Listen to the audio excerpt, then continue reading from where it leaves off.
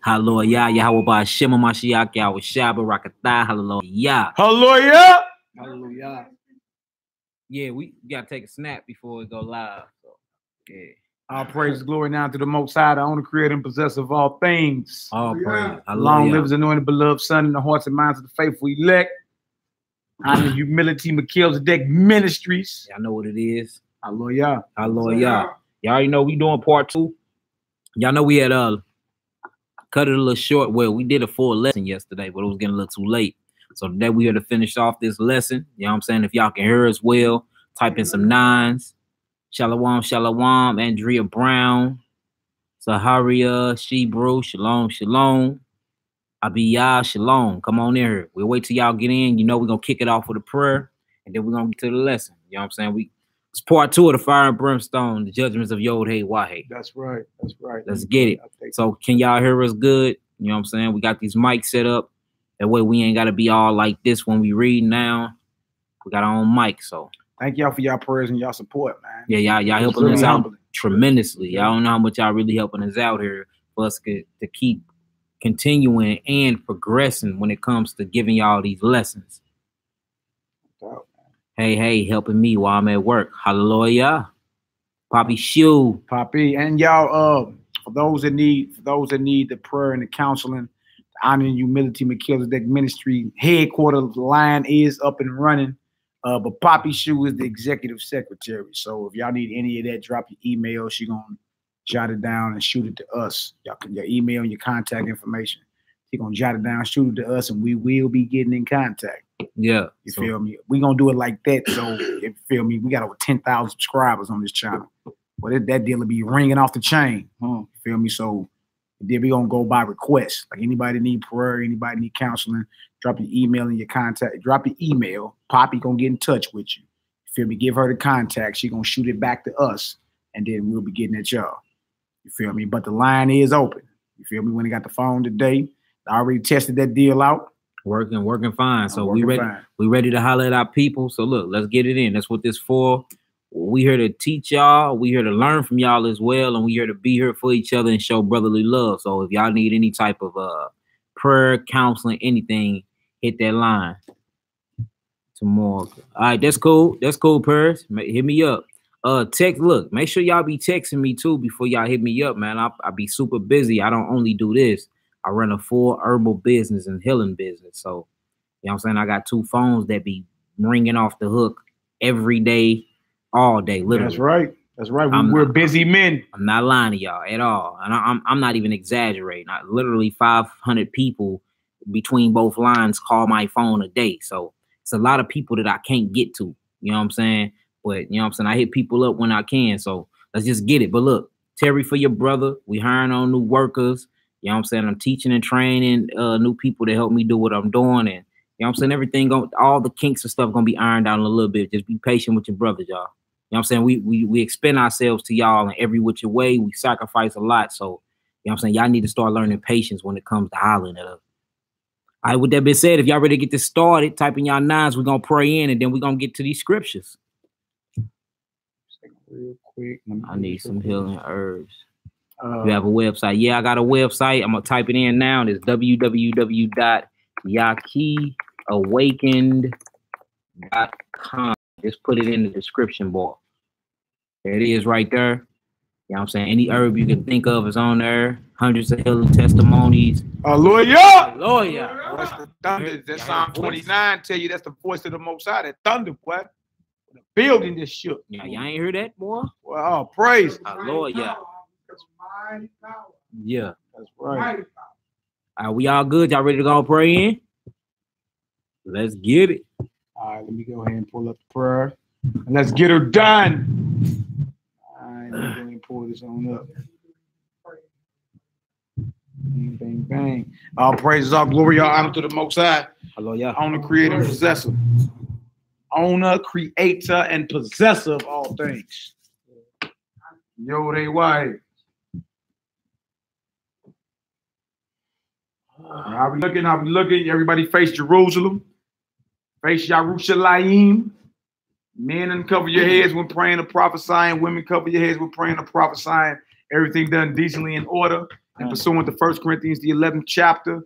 Also, 1 Timothy 2:8 instructs us to spread forth our hands. Also, 1 Kings 8:54. Solomon did the same thing when he's dedicating the temple. Face Jerusalem, Daniel the 6th chapter, Psalm 138 verse 2, and many other scriptures. You understand? 1 Kings 8:20-44. Also, face the land that you was brought from. You understand? So being in the west, we face east. All right. If you were somewhere else relative to Jerusalem, you'll face Jerusalem. If you're south of Jerusalem, face north. If you're north of Jerusalem, face south. Face Jerusalem. Or Zion, the holy and beloved city. Zion. All right. So we're going to get this prayer off. Y'all know how we do. Opening prayer. We're going to do it in Hebrew. It's Yahweh's prayer, found in Matthew the 6th chapter. And we're going to do it in English. How we looking? Everybody good? Great. I repeat after me.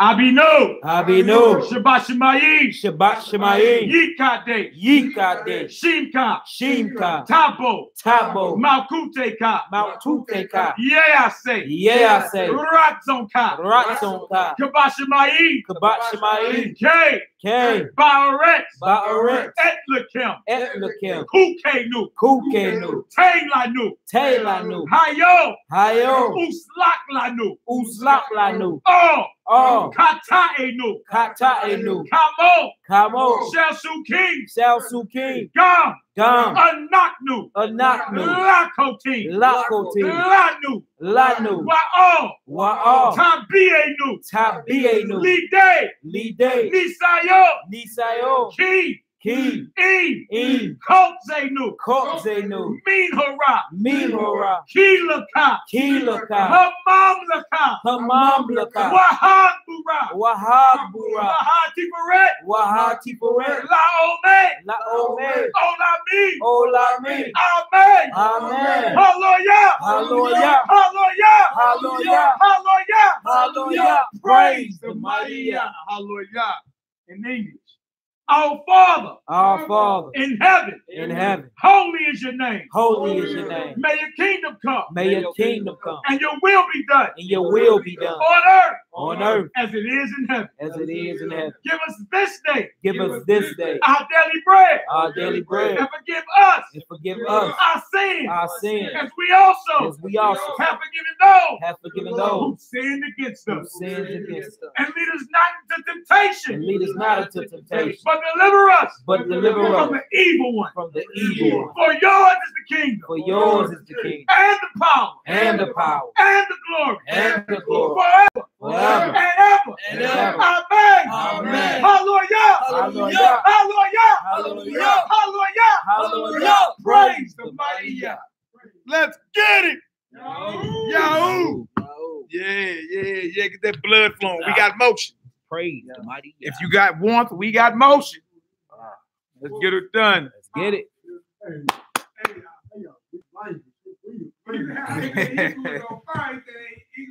That Hebrew you feel in your chest, boy. Your chest, your nasal cavities, all to your head be vibrating. If you're warm, we got action. We got motion. I mean, the spirit is flowing, baby. All right, look, we're going to get this started. We're going to start this in the book of Hosea, chapter 4. Once y'all get there, type in y'all 9s. I'll be reading. I'll be breaking down and edifying. Let's get it. Let's get her done. I almost missed it. Tina D, you say you caught it, though, didn't you? That's right, Tina D. Shalom, all the family that's popping in the room. This part 2 of what we was talking about yesterday. That's right. We were talking about them judgments. You know what I'm saying? Fire and brimstone, the judgment of Yhwh, Yahweh. So let's get to it. So type in y'all 9s once y'all get to Hosea 4. We're going to get it. We're going to get her done, y'all. Let's get it done. And may the Most High be glorified and may his flock be edified. Yes, sir. All right. Judgment is a serious topic. It's also something, it's one of the most taboo topics because a lot of people do not want to talk about the judgments. You hear laws, statutes, and commandments. Everybody leave judgments out of the situation. Yes, they do, boy. Because judgments hold you accountable. And just like you afraid to go see the judge today, and you afraid to go see the judge off a traffic violation. Right. Can you imagine all the crimes that we've been committing against our Heavenly Father since we've been held accountable? You feel me? Scripture tell you if you sin willfully, there remaineth no more sacrifice for sin. So we are called to hold ourselves to a high standard. Actually, we've been charged. And if you're a follower of Messiah, he actually raised the bar on us. That's right. You can no longer hide behind the letter of the law, not the letter of it. right? The law has spirit. Every law he gave you has a spiritual implication to it, right? So now you have to be sincere in how you do the law. You understand? You got to be sincere in how you keep the law, how you do the law. You feel me? You can't be trying to keep the law, but been looking for loopholes to be evil. Yeah. And that's what you'll see dealing with Pharisees, Sadducees, and dealing with a lot of modern brews today. Like they'll hide behind it, even though in the spirit, you know you've been evil. Yeah. You understand? Because technically didn't nobody catch you, but you know in spirit you've been evil. Yeah. Right? So when you read the scriptures, like when you get into Matthew 5, the Messiah breaking down the true spiritual implication of the Torah. And that's always been what it was from the jump. Even Moses said in Deuteronomy, the 10th chapter, I believe, circumcise the foreskin of your heart. Yeah. That's always been spiritual circumcision has always been what it is. You understand? What good is you fronting outwardly, but inwardly you ain't talking about nothing. Inwardly, you're a hypocrite. Yeah. All right, so we got to be better than that. All right, so we're gonna start this off in Hosea, the 4th chapter. And let's get her done. You feel me? Again, may the Most High be glorified and may his flock be edified. You feel me? Long live the King of Kings. Long live the King of Kings. Yeah. When you at push, come through, Op. Where you come on up here, brother. We starting this off in the book of Hosea, chapter 4. I see y'all 9, so we finna get to it. We're gonna read chapter 4, 1 through 11. All right, let's get it out. It says, hear the word of Yhwh, ye children of Yisrael. So now we're being specific. You understand? And that's the one thing about this Bible, right? The majority of the time, the Most High is talking about his people. The majority of the time, he's talking about his beloved city, his beloved land, right? His chosen flower, which is a lily. You understand? Everything is about what's mainly on the Most High's mind, the apple of his eye. He's talking about the children of Israel. Yeah. Right? The children of Israel, the custodians and vanguards of this truth. All right. So hear the word of Yahweh, ye children of Israel. Come on now. For the Lord have a controversy with the inhabitants of the land. Yeah. Because there is no truth. Come on. Nor mercy. Nor knowledge of Elohim in the land. That goes back when we was in our land. You see that? A controversy means the Most High has a problem with us. He's angry. You see? So, and that's how you know this Bible is real, because it doesn't even have what you would call its ugly parts. Right, it don't. Right? It's going to show you where Israel went off at. It's going to show you where they did right at. But it does not, like other nations are higher, like the Egyptians. A lot of times they never recorded their losses. But in the Bible, we even got our losses in here. Right. That's how you know there's no secret agenda. You understand? In the Bible, it even has what you would deem as ugly parts. Like, I can't believe y'all even did that or considered that. Right. That's how you know it's the truth. That's how you know it's the truth. You understand? Because the Most High is not a respecter of persons. If Israel go off, Israel's going to get handled. All right. So the Most High had a controversy with us when we were in his land.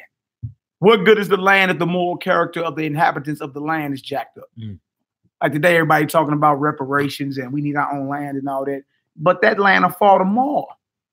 If we all get on there and we ain't upholding the laws of the Heavenly Father, we're not upholding the teachings of the Messiah, that land is worthless without the moral standard of the people. You understand? That's inhabiting the land. So the Most High had a controversy and still does with us. Now, the crazy part about this is America is repeating the same crimes that we were committing back in our land back then. Right. And y'all heathens think judgment ain't coming here. And we got jacked up for us going against our Father, and y'all doing the exact same thing we were doing, if not worse. Nehemiah, you got something up? Yeah, I just want to put out there, man, that we have to recognize that some of the sins that we commit actually affect the land. That's true. Certain sins affect the land. And so by them bringing us to a strange land and keeping us in those same sins, this land is affected. Yeah. You see what I'm saying? Yeah. And understand that, one, he already told us judgment comes to that nation that held us. You know what I'm saying? There's no nation ever held an Israelite slave. You know what I'm saying? It's still doing its thing on this earth today. You know what I'm saying? So that's real talk. Like, you look at it historically, scientifically, biblically, so that's the pride. That's the pride of the soul. But you can see it. Yeah, most our definitely. sins cause the land to sin. Whoredom, fornication, idolatry, cause the land to go there. We want to bring that out, man. Like, don't think your sin affects you. Nah, you right. Because you doing your own sin. Oh, man, that's me. I ain't got to do with you. No, bro, certain things you do affect the body. Hey man, look, It's a schism. hey, trip off this, man. I'm gonna go a step further. Everything you do, whether in righteousness or wickedness, affects everything around you. I agree. You know what I'm saying? It don't matter what it is. You feel me? That's just the truth. Now, right here, Numbers 35 is a good example. Just want to read this real quick. Number 35, verse 33. This land backing off what Nehemiah just said, right? It says right here, so ye shall not pollute the land wherein ye are, for blood it defileth the land, and the land cannot be cleansed of the blood that is shed therein, but by the blood of him that shed it. 34. Defile not therefore the land which ye shall inhabit, wherein I dwell, for I, Yhwh, dwell among the children of Israel. Ooh. So now it shows we defiled the land. We get all the way up to Hosea 4, and what he say? I got a problem with y'all. I got a controversy with y'all. All right, let's get it out. All right, I'm starting at 1 again. All right, this is Hosea chapter 4, verse 1. Hear the words of Yhwh, ye children of Yisrael. Yeah. For Yahweh hath a controversy with the inhabitants of the land. Why? Because there is no truth. Come on. Nor mercy. Come on. Nor knowledge of Elohim in the land. You see that? We became hell-bent at going against our God. If there's no truth, that means it's lying. Right? If there's no mercy, that means what? If there is, what's the opposite of mercy? Mm-hmm. It's all wrath. Mm-hmm. Right? And if what else he say? No mercy, no truth, no mercy, or no knowledge. That means what does it mean to be without knowledge? Ignorance. Yeah. So we see lying, wrath, and ignorance. 3 things or 3 characteristics of 3 spirits that we took on when we were in the Most High's chosen land, the land flowing with milk and honey. Oh, wait. All right, come on now. Verse 2. Yeah. By swearing and lying and killing and stealing and committing adultery. Oh, man.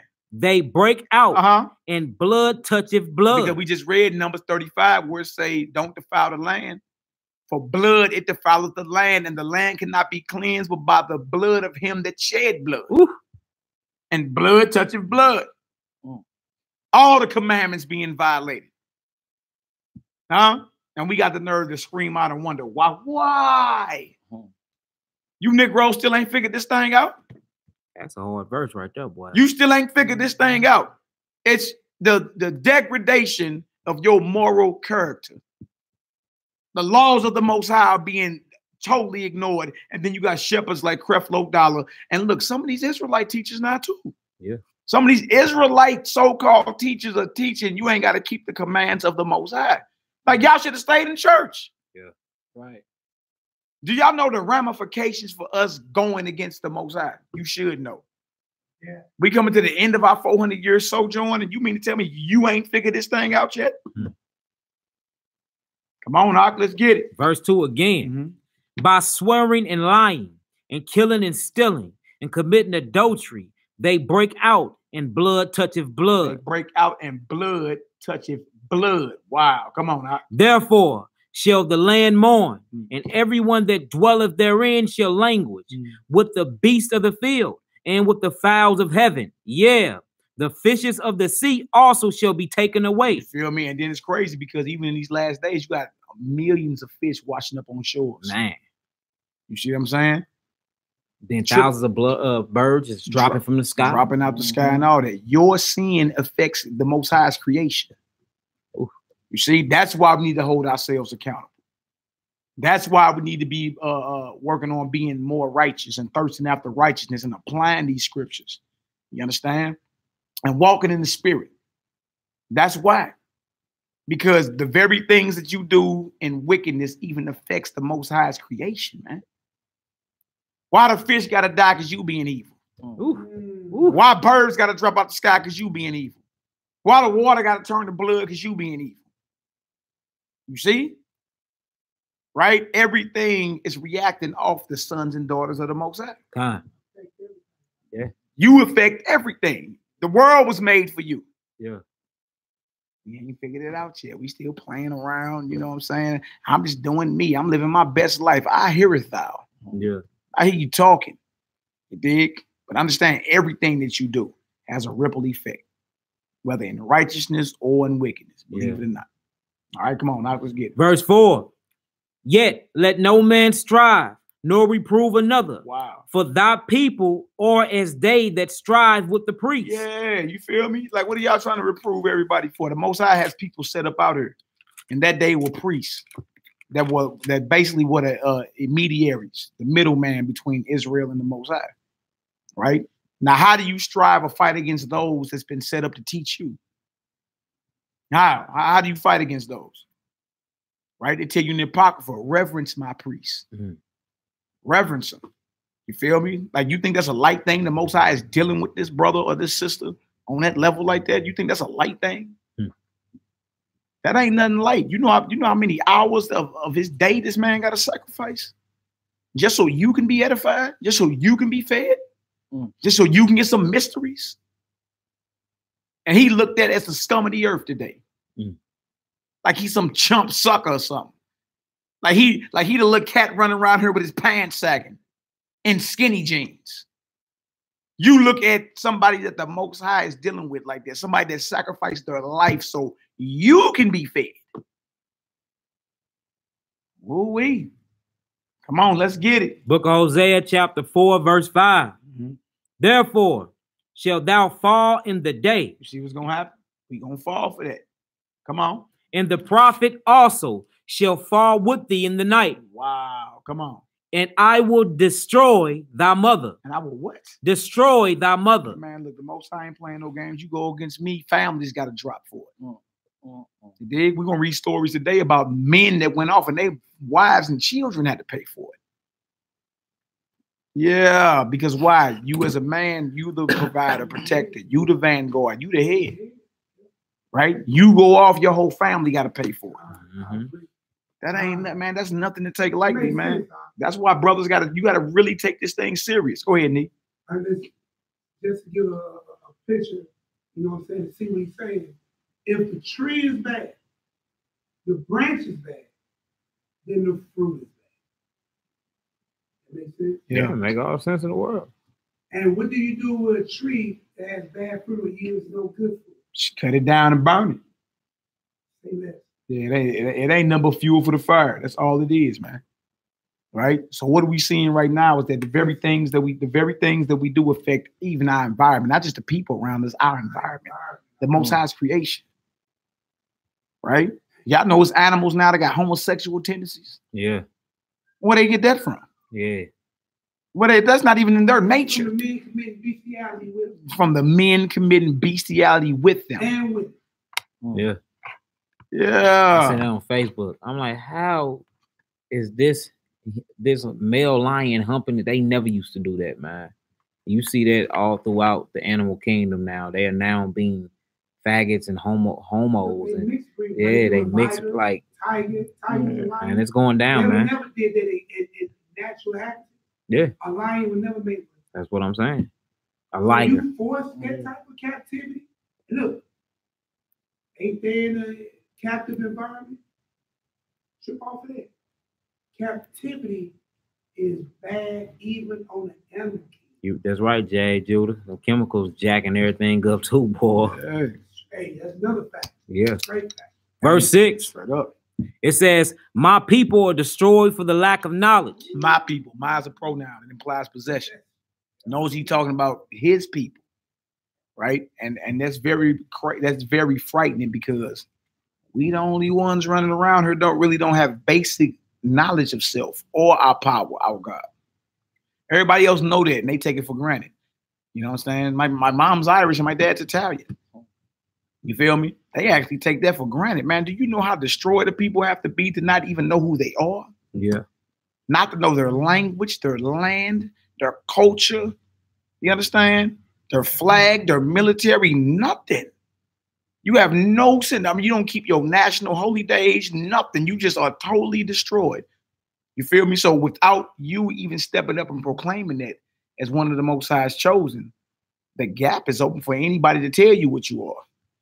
Feel me? It's like somebody downloading software on a computer, running another program. You feel me? You ain't downloading nothing. You ain't got no software on there. You see? Somebody gonna step up and guess what? Download something else and you become that. That's why we, even in the ancient times, we were claiming that we were Gentiles. Yeah. Now we claiming it again today. You know how destroyed the people got to be to not know who they are. That's nothing to take for granted. That's major league right there. Yeah. Right? So my people, his people are destroyed for a lack of knowledge. And that ain't talking about college credits. Nah, we talking about knowledge of who your God is or your creator and who you are. Without that, you don't exist. You don't exist. And you're the only people that don't even have a seat at the United Nations. Only people. Yeah, who else? Who represents you at the United Nations? You, Israel. Who represents you? Nobody. And ain't nobody talking about the big elephant in the room. And all the nations know who we are. But nobody's speaking about it. Nobody. All right, come on now. It says, because thou have rejected knowledge, I will also reject thee. I heard that. You reject the knowledge of the Most High. He said, all right, well, look, you reject me, I'm going to reject you. And he needed to be that solid so you can understand how serious he is. Right? You going to reject my knowledge. You're going to reject this covenant. It tell you in the book of Baruch, the 3rd chapter, children of Israel, don't give that which is holy to a strange nation. Don't do that. You feel me? Come on now. I'm going to start that over from 6 again. Verse 6, my people are destroyed for lack of knowledge, because thou have rejected knowledge. I will also reject thee, that thou shalt be no priest to me. Wow, because we were a kingdom of priests, right? Wow. That you should be no priest unto me. No Kohen. Kohen is priest. That's him that minister at the altar.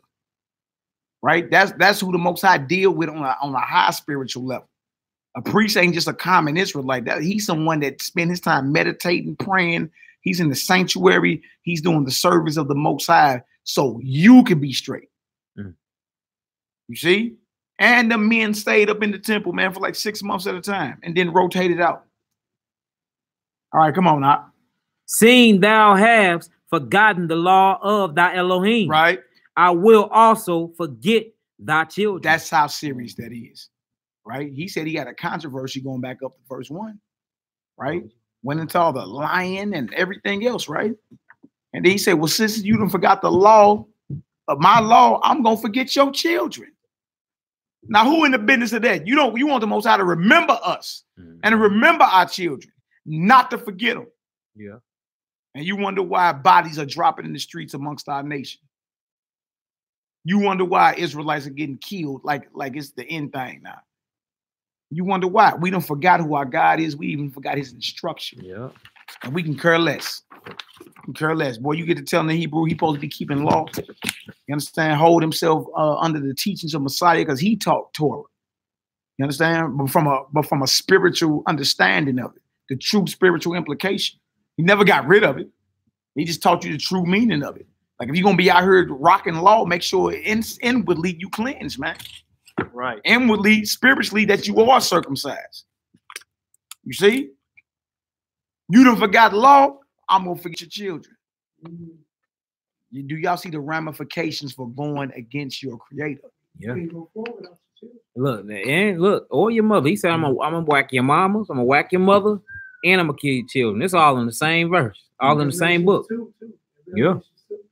That's deep. 7. As they will increase, so they sinned against me. See that as you get increased, as you get blessed, guess what? You forget about the Most High. You sit on back. You feel me? You forget about his judgments. You start rehearsing his righteous acts. That's why it's important to keep his feast days, because you constantly remember what he's done for us in the past. Right? I don't even get Negroes today. Like, you ain't got to keep the feast days of the Most High. Bro, you are not rehearsing his righteous acts. Yeah. You're not remembering what he done did. You are going to forget what he done did. You're going to forget his judgments. Guess what else you're going to do? Stop keeping his law. Ooh. And guess what that's going to do? Make him hit your mama, hit your children, and his entire creation is going to be affected because you as Israel done went off. Ooh. Yeah. Yeah, real thing this. All right, come on, now let's get it. Therefore, will I change their glory into shame? They eat up the sin of my people, and they set their hearts on their iniquity. We set our hearts on iniquity, man. We hell bent. We premeditate sin today. Yeah. We actually premeditate it. Now, ain't that something? How do you premeditate to be a criminal in the eyes of your creator? And you know the judgment behind it. I'm talking about conscious Israelites, man. You know the judgment on it. Like, you know it's a Shabbat. You running around here in the club. Right? You know that the Most High ain't down with no type of adultery or nothing. You trying to, you got a man, yeah, you happy? Wait, playing with fire, boy. Playing with fire. You know no thief are getting to the kingdom. You stealing. You feel me? You know all these things, man. You know no murderer getting to the kingdom, but you hate your brethren. You steady playing. And believe that you deserve a kingdom. No, you don't. No, you don't. You're not even serious with this thing. All right, come on, Knock, let's get it. And there shall be like people, like priests, and I will punish them for their ways and reward them their doing. And reward them like the people, like the priests. So if the king is evil, all his servants are too. So trip up there. If the priests become corrupted, what you think will happen to the people? And the priests will put up as the middlemen. They gonna think it's cool to stanky leg and backslide and sin. Yeah, so the priest can do it, so we can do it too. Yeah. So you brothers that's in positions of teaching, you sisters that are influential to other sisters, don't take that situation lightly. You feel me? Because if somebody see you that everybody perceives as wisdom in folly, oh man, they're gonna blow their way out of proportion. Naturally, it tell you that in Ecclesiastes, right? Him that's perceived to have wisdom and he do a little bit of folly, man, that's major league to him, to everybody else. All right, like people, like priests. Come on, Knock, let's get it. Verse 10. Yeah. But they shall eat and not have enough. They shall commit whoredom. Wow. And shall not increase, because they have left off to take heed to Yhwh. Right, so you ain't taking heed to him, you serve another God. So that's spiritual whoredom. You dig? And dealing with them other gods, man. See, our power is the only one that's gonna even hold you to a high standard sexually. Like we gotta have he's high morals when it comes to intercourse and sex in the Bible. Because when you look into any other religion, y'all know I study all of that. You know what I'm saying? You got sex rituals. You got sex is like the end thing in any other religion. That's how you literally enter into new dimensions and get open benefits and open portals in your mind. So sex is the thing, the end game for any other religion and all these different types of sex is sex. You know what I'm saying? They get that off back. They want penis and vagina bumping together. But if you look at it from the scriptorial point of view, it's better to withhold yourself and to actually know the person on a mental level before you make a soul tie like that. You know what I'm saying? And hey, I noticed that about 2 years ago. I said, dang, all these other religions promote loose sex and whoredom. But when you get to this Bible, it always tell you, you know what I'm saying, to conserve yourself. He gonna hold you to a high standard sexually, man. Yeah. Anybody else, sex magic, the tunnels of Typhon, y'all look that up. All that evil madness that these heathens come up with. And they look at sodomy or homosexuality as a ritual to tap into the dark side. Yeah, they call it the tunnel of enlightenment. Yeah. And you have to be a 7-year-old boy butthole. Yeah. Man. The tunnels of Typhon. Yeah. These heathens. And they gotta be 7 years. Yeah. You got something else, LC? Yeah, I forgot I even did that lesson. Yeah, that's a good lesson to check out on that. We did a video called Sexually Transmitted Demons, Soul Ties, STDs. Make sure y'all look that up. Yeah.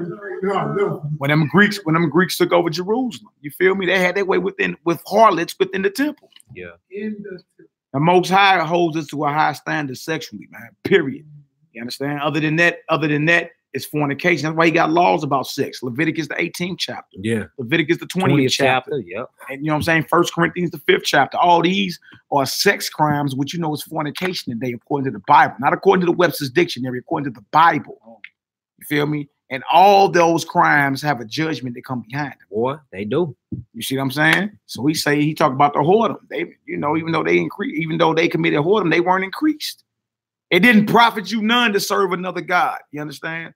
Spiritual whoredom, nor commit physical whoredom, and engage in sex magic and the tunnels of Typhon. All right, read that verse 11 and we can move down. 11. Yep. Whoredom and wine and new wine take away the heart. Whoredom, wine, and new wine. Whoredom, wine, and renewed wine or more wine. What it do? Take away the heart. Take away your mind. Yeah, get you drunk. That's why the scripture tells us to be sober. You see? Because it'll take away your heart. If y'all getting some understanding so far, throw a 7 up in the chat. Again, we dealing with judgments again. Judgment of the Most High. This is part 2. Fire and brimstone. Right? Everybody love to talk about the law, statutes, and commandments. And I noticed that. Nehemiah used to talk about that all the time last year. Everybody leaves judgments off the table. As if the Most High just changed his mind or something. Yeah. Like judgments don't matter no more. Because it keep you comfortable in your wickedness when you ain't got to think about it. You know what I'm saying? Real talk, man. All right, we want to go next. All right, let's do some 2 quick hitters real quick. Give me Proverbs 13 and 13, and then give me Proverbs 15 and 10. Some 2 quick hitters, and then we're going to get into one of these stories, man. I really want to go into one of these stories about judgment and how it affects those around us, because we still thinking individual. You didn't arrive here by yourself. We was together coming over on these slave ships, defecating on one another. Yeah. You dig? You have neighbors you live 50 feet away from that you don't even talk to. Look just like you. For some reason in 2019, the Negro believes he's an individual. That he gonna slow roll this thing or come up by himself. It'll never happen. It ain't set up like that. None of us live and die unto ourselves. That's what the scripture says. Somebody taught you how to tie your shoe, brush your teeth, wipe your rear end. Right. Huh? All of it. Whatever you doing, you were taught it. Or you observed it and learned it. You didn't arrive on this level by yourself. None of us live and die unto ourselves, man. Remember that. This is the butterfly effect. Everything that you do has a ripple effect. You understand? Now, you can either use that and put righteousness out there so your family and everybody around you will be affected off the righteousness that you put out for generations to come. You understand? And you get an everlasting name and memorial with the Most High, or you can be evil. Right? And get your seed written out the earth. Like he told Ahab, I'm going to cut off everyone in your house that pisseth against the wall. That's your verse right there, ain't it, boy? Huh? That means he cutting off all seed carriers, all men out your house. Yeah. Judgments of the Most High. Stop playing. Stop playing, man. Take this thing serious. All right? Let's get this real quick. Proverbs 13 and 13, 1 verse. And then I need Proverbs 15 and 10, and we're going to get into one of these stories, man. And we need to understand this. Proverbs 13, verse 13. Yeah. Whoso despises the word shall be destroyed. Whoso despiseth the word shall be what? Shall be destroyed. Not preserved, destroyed. Come on, Doc. But he that feareth the commandment shall be rewarded. He that feareth Yhwh, fear, have reverence, great fear for the commands of the Most High, you shall be rewarded. Those that's going against them, like you say, I got a controversy with the inhabitants of the land. They despise the word. Yep. And guess what happened to us? We got destroyed for it. Yep. Right? Second witness, Proverbs 15 and 10. And then let's go to First Chronicles. First Chronicles, the 21st chapter. Let's read about David. You know what's crazy, y'all? Go ahead, Doc. You see that in your everyday life when you like buy big things that you need to put together. And us being Hebrews and Negroes, we just figure we got it all figured out. We throw the instructions away. And that deal don't go together wrong. It was all tight. It be destroyed, don't it? Yeah. All because we threw away the words and instructions that was given to us from the creation of it, how to put it together, or how to live. Same thing with your Bible. This is your instructions on earth on how to get the kingdom. And we just put this away and disregard all the commandments, all the instructions, all the judgments and everything, and still do what we want to do. Then we end up destroyed over it. And then we be asking ourselves why all alone, knowing I shouldn't have never threw away the instructions in the first place. You threw away the owner's manual. Makes no sense, man. And wonder why you don't know what a fuse box is. Yeah. Right. Exactly. You don't know what a power steering fluid goes. Crazy, man. All right. So Proverbs 15 and 10. Let's do this First Chronicles 21 after that, man. Correction is grievous unto him that forsaketh the way. You see why correction is grievous? Because you done forsook the way. When you get to the point in your spirit to where can't nobody tell you nothing, you don't want to hear this Bible. You understand? And it's crazy to me because after 400 years, that you just thought the Negro would have came up with something, you understand, contrary to the Bible, as hard as he go against the Bible. Right. Well, I mean, what do you propose we do? Right. What's your plan? There'll be no answers. There are no answers. and look, we've tried everything. The Medunetter, the I Ching, all of it. You done tried every single philosophy on this planet, right? accept the truth. Yeah, we always done had the Bible, but we talking about the commands, the truth concerning the Bible. Yeah. Right? They've been teaching religion out, well, acting like they've been in the Bible, teaching certain principles in the Bible, you understand? But it's religion, right? The tree of knowledge of good and evil. Because there's plenty of evil. They'll throw a little good out there to bait you. But then they'll bring you into Easter rituals, Christmas tree ducking, Halloween, call it trunk or treat now, Thanksgiving, slaughter the natives, Mother's Day, Father's Day, Labor Day, President's Day, Memorial Day, Martin Luther King Day, Valentine's Day, Juneteenth, Labor Day. I mean, everything. They got a day for everything. Yeah. And you ask, well, when last time you did the Passover? When last time you did unleavened bread? Silence. Yeah. Well, you can ask, what's that? What's that? What's that? Yeah. Crazy. You'll finish that off, y'all. Let's get into the story, man. And he that hated reproof shall die. He that hated reproof shall live. Shall die. Y'all heard this? So we can't be too above. Not even too above. We can't never be even thinking that we above the reproof and correction of the Most High. That's right. Like, get that out of your mind, man. Whatever got you thinking like that, that's of the devil. You need to fast and pray and get that up off you. You understand? Because if you hate reproof, you're going to die. If you despise the words, you're going to be destroyed.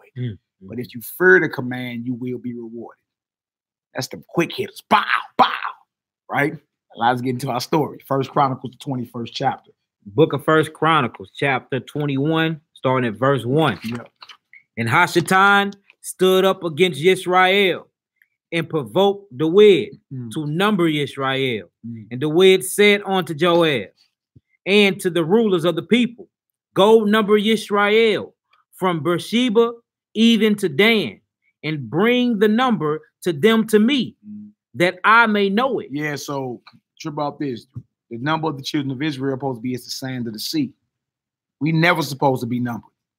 David as the king, as the leader of Israel, knew that. But we got Satan tempting him. And Satan was allowed to tempt him because the Most High gave him permission to, just like he did with Job. It's been one of them heavenly meetings, huh? Yeah. Yeah, exactly. You feel me? The devil can't do nothing unless the Most High give him permission.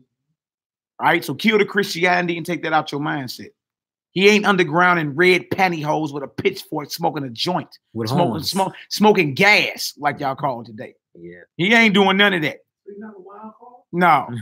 He a loose cannon? No. He got to go get permission from the Most High. Under orders too. Yes, he's under orders. He got to get permission. Read the book of Job. He had to go holler at the Most High before he did what he did to Job. This same thing just happened to David. Right? Because you read another scripture that say the Most High tested David.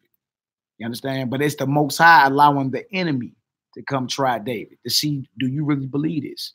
Are you going to stand on what it is I commanded you? Or you going to get weak and compromised? We were never supposed to be numbered. Our enemies are never supposed to know how many of us it is. That's why I never do the census.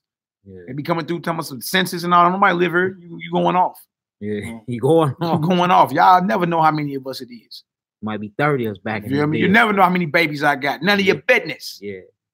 I got a million. All right, come on, Doc, let's get it. Verse 3. And Joab answered, and Yhwh, make his people 100 times so many more as they be. But my lord the king, are they not all my lord's servants? Why then doeth my lord require this thing? Why will he be a cause of trespass to Yisrael? About that. So David tell his top general, Joab, hey man, go number the people. The general, like, hey man, you tripping. Why would you even do this? Going off. Showing you that David knew that he was going off. Right? And he go to the leader over his army and say, look, go number the people. And he questioned it. Like you ought to when you hear something come down from leadership or whatever that's going against the Most High. Ooh, man, you tripping. What you mean? That's showing you nobody is exempt. Nobody is above the command of the Most High, not even the king. You see? His general, his top in command, like basically told him, you tripping. What do you mean go number Israel? Why would you do this? Yeah. Come on, Hebrew. Verse 4. We in First Chronicles, chapter 21, verse 4. First Chronicles 21 and 4, 12 tribe athlete. All right, come on, Knock. Nevertheless, the king's word prevailed against Joab. Wherefore Joab departed and went throughout all Israel, and came unto Jerusalem. And Yhwh gave the sum of the number of the people unto Dawid, and all they of Israel were 1,000,000 and 100,000 men that drew sword. And Yehuda was 460 and 10,000 men that drew sword. And you want to number all the foot soldiers and head busters the Most High got out here. That's great. Hey, it's a lot too, boy. Yeah, a whole Boy, bunch. we deep, boy. You come from a long line of spiritual warriors, man. Spiritual and physical warriors, man. That's why the police be scared when it just be two of us together. Because deep down in their subconscious, they remember all them head bustings we done gave them. If you don't forget that, it's in your DNA. It's locked in there. Straight up, man. You feel me? They are the children of their fathers, and we are too. So deep down, our enemies know, hold on, too many of them together, it's going to be a problem. 2 of them wiped out a whole city before. You dig? Is it that time again? You never supposed to number Israel, ever. All right, come on. Verse 6. Yeah. But Levi and Benjamin counted he not among them, for the king's word was abominable to Yhwh. That's right, Yoab. You see that? He went and brought back some numbers, but he didn't number everybody. Because he knew that what the king asked him to do was against the Most High. You see? Nobody's exempt. So if somebody tell you that you perceive as somebody that's an elder, or somebody that you perceive as somebody that's over you in the scripture, if they tell you to do something that's against the Most High, you are supposed to question it. Yeah. Right. And say, oh, no, you going off, man. What you mean? He played it smart too. He brought him back some numbers, but he didn't number Israel. Yeah, he's like, he played it smart. I ain't gonna get my head cut by the wig, but true. I ain't finna get judged by God either. So he really didn't number them if he didn't do the whole trial. Right. He ain't do everybody. Yeah. He played it, you know what I'm saying? Like, dang, this is the king. I know the Most High with this David. They cut Goliath head off. That David. Like, you know, he got a head buster. But he still understood. There still was a little fear of the Most High there with him. Yeah. All right, come on, now let's get it. And Elohim was displeased with this thing. Therefore, he smote Israel. See, hold on. He smoked David? No, he smote Israel. Trip off that. The Most High hit his people for what the king did. Ooh. What you do affects everybody around you. That's the point of this lesson tonight. You want to go to war? I'm going to hit your army since you want to go against me. Yeah. I'm going to hit your army. Yeah. You see that? What you do affects everybody around you. And just because you attempted and you knew better, and then you had a chance to escape that because your general said, why? What you gonna do that for? But you kept it going. You feel me? Let there be a lesson to brothers that's in positions of power and all that, man. Never get above yourself. Right? Never get above the scriptures. Keep your head low. Right? If that's what the Most High command, hey, like my one ox said, y'all way more braver than me. Y'all way more braver than me when it comes to the Heavenly Father. When the Heavenly Father say he gonna bring smoke, I ain't gonna repeat anything else. Yeah, but that was powerful. Because he was like, you Nick Rose that make it a career to rebel against the Most High. Y'all way more braver than me. Yeah, you way more braver than me, man. I'm afraid of the Most High's judgment. Bobby Chu said she saw that. Yeah. I'm just saying, like, he holier than thou. Nah, that boy humble. Y'all way more braver than me. Yeah. You dig? And that's how you supposed to first. Psalm 119. Y'all, if you can just pull that with me, one verse, 119 and 160. True about what David said about the judgments of the Most High. Psalm 119 and 160, and we're gonna get back. And it's the same David that just was tempted to number Israel. But watch the judgments. The Most High hit Israel for what the king did. And this wasn't when David did something else before, like took a man's wife and had him killed behind it. David was spared several times, man, when he should have been hit. Showing you even the Most High having mercy, but there still was judgment behind this, man. Yeah. Psalms 119, verse 160. Psalms 119, verse 160. That word is true from the beginning. And Psalms 119? Yes, sir. 119, verse 160? Yes, well, give me 120 then. I must be off. It's either 119, chapter 1, Psalm 119, verse 160, or maybe 120. No, it's 120. Okay. What did it say? My flesh trembled for fear of thee, My flesh trembleth for fear of thee. Go ahead. and I am afraid of thy judgment. And that's how we all should be, afraid of the Most High's judgments. Right? Let's get on back to what we was. First Chronicles, 21st chapter. All right, we're in book of First Chronicles. We're back in the book First Chronicles, chapter 21. We left off at verse, I'm going to read 8 down again. That was Psalm 119, verse 120, y'all. Psalm 119, verse 120 is what Yhwh just read. Right? I'm afraid of your judgments. And they should be. And your flesh should be afraid of the Most High's judgment. You can't withstand everlasting burners, man. None of us can. All right, let's get it out. All right, verse 8. Yeah. Back in First Chronicles chapter 21. And David said unto Elohim, I have sinned greatly, because I have done this thing. But now I beseech thee, do away the iniquity of thy servant, for I have done very foolish. That's one thing I love about King David. He never delayed or hesitated to repent. You know how people do today, they come up with an explanation and an excuse. No. And they'll let pride, you feel me, make them hold on to their transgression. Some even tell you ain't finna get no apology, no repent from me. Yeah. But every time David tripped, and ain't that many times, he tripped a few times.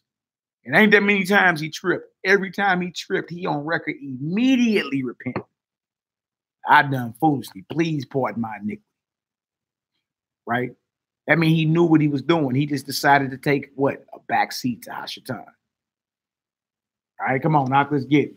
And Yhwh spake unto Gad, David's seer, saying, Go and tell David, saying, Thus said Yahweh, I offer thee 3 things. Choose thee one of them, that I may do it unto thee. He said, okay, well, look, he hollered at David's seer, his prophet. Most High gonna give you 3 options out of this. All right, you got 3 options, David, because you tripped. Remember, the people getting hit because of you, right? Because of your wickedness. All right, well, I'm gonna give you 3 options. What are the options? Let's get it out. Verse 11. Yeah. So Gad came to David and said unto him, Thus said Yahweh, choose thee either 3 years famine, or 3 months to be destroyed before thy foes, while that the sword of thy enemies overtaketh thee, or else 3 days the sword of Yhwh, even the pestilence in the land, and the angel of Yhwh destroying throughout all the coast of Israel. Now therefore advise thyself what word I shall bring again to him that sent me. That's what? 3 options for this, I wouldn't for want your none of those. transgression. And he got to pick one. You got 1 out of 3 to pick, right? Either 3 years of famine. That's what I mean, 3 years, no food. You know how many deaths gonna be behind that. It's not going to be death on all of them. It is. Or 3 months to be destroyed before your enemy. Now, you know David got enemies. Yeah, that's what I'm saying. He done laid so many heads down out here. You know he got it. You know his enemies like this. Oh, word. We finally get to get at him. We finally get to get at David, who done knocked over 10,000 people for his God. Or 3 days of Yahweh's angel destroying throughout all the coast of Israel and pestilence. Man, it ain't even no. I'm gonna take the 3 days. I'm just gonna throw myself to mercy at the court. Just like do, man. Look, regardless, we finna lose some lamps, man. Regardless. Yeah, heads gotta roll. Like, regardless, you feel me? Based off your transgression, that's the point. That's deep, man. Based off you transgressing, others are affected by it. Others gotta die behind this, man. Whew. And you know, I mean, just trip off what America did when they finally caught Muammar Gaddafi. Yeah. They drugged that man through the streets of his own country. Shot him up his butt. Shot him up his rear end. Humiliated him. You understand? And then finally domed him. And the U.S. run Libya now. Okay, and Muammar Gaddafi wasn't nowhere near as much as a head buster as David. Can you imagine the Philistines getting hold of David? Boy. And he done killed thousands of Philistines in his life. I'm talking about tens of thousands. One time he killed like 200 of them just for a dowry. Can you imagine that? 3 years famine, right? Or 3 months being destroyed by the Philistines, like some of your main enemies. Oh my God. Or 3 days. Notice it was years to months, but the Most High wrath so hard. He's like, look, I can't even do 3 years a month. Y'all wouldn't even be here. He said, or 3 days of the Lord's sword. Of his angel. The angel of Yhwh destroying throughout all the coasts. Boy. And each one of those judgments, the number 3 is involved. Oh, yeah, most definitely. 3. There's a spiritual meaning behind that as well. You know what I'm saying? Them 3s go hard, but that's a whole nother topic. We'll get in there one day. Yhwh, Yak, what up, Ox? Shalom, King. Shalom. Akiyam. All right, come on, Knock. Let's get it. All right. It says, and Yhwh said unto Gad, I am in a great strait. Yeah, I'm in a, you feel me? Between a rock and a hard place. Like, man. You feel me? Grab it, neat, do it, grab it. It says, let me fall now into the hand of Yhwh, for very great or his mercies, but let me not fall into the hand of man. You hear that? He said, boy, I'd rather fall into the hand of the Most High, because he got mercy. He did. Shalom, y'all blessings. He said, I'd rather fall into the hand of the Most High because he has mercy. Yeah. But man, don't let me fall into the hand of man. It's over. Y'all see that? All right, come on, Knock. Let's get it. Push, what you doing, man? What you doing, bro? Verse 14. So Yhwh sent pestilence amongst Yisrael, and there fell of Yisrael 70,000 men. All because of one man, the king, numbering the people because he was tempted. 70,000 Israelites had to die. So now you see the very things that you do, the very actions that you do affect everybody around you, man. 70,000 heads got to roll because you, as the king, went against the Most High. That's judgment. You dig? And he offered them 3 ways out. Yeah. You dig? 3 ways out on this. And in every situation, somebody had to get hit behind it. Multiple people had to get hit because you tripped. So let there be a lesson to all of us, man. The very things you do in your life affect everybody around you for generations to come. You got 70,000 Israelites got to die because the king made a mistake. The king sinned. Seeking wisdom. Yes, this open for anybody to come sit in and listen, but it got to be Yisrael. Can't be no heathens. So yeah, if you other tribes, you can come and sit in. You know what I'm saying? Knock on the door. We are open. Come sit down and get some understanding. You know what I'm saying? But if you have any other nation, you can learn from online though. So yeah, most definitely. All right, verse 15. Yeah. And Elohim sent an angel unto Jerusalem to destroy it. And as he was destroying, Yhwh beheld, and he repented him of the evil and said to the angel that destroyed, it is enough. Stay now thy hand. And the angel of Yhwh stood by the threshing floor of Onan and Jebusite. Onan the Jebusite. So the Most High, when he decreed or commissioned that angel to start chopping heads, the Most High like, all right, that's enough. Stay your hand. You done killed enough. Right? Now, threshing floor is where when you harvest your wheat and all that, you got to bring it into your floor within your barns. You got to separate the good crops from the bad crops. You understand? Now, if you get into the history of this is exactly where the temple was set up in Jerusalem. Exactly. Ornan the Jebusite. David finna buy this from him. Like, look, man, give me this. Here, take 600 shekels gold. But I'm buying this because I'm the one that tripped and got all these people killed. You understand? And this actually ended up being the very spot where the temple was set up, Solomon built and all that. You understand? And sacrifices and offerings were being made in Jerusalem, this very spot right here. The threshing floor of Ornan the Jebusite. And this is all based off David himself going against the Most High. So remember that next time you tempted to go against the Most High, ask yourself, can this affect 70,000 people? Right?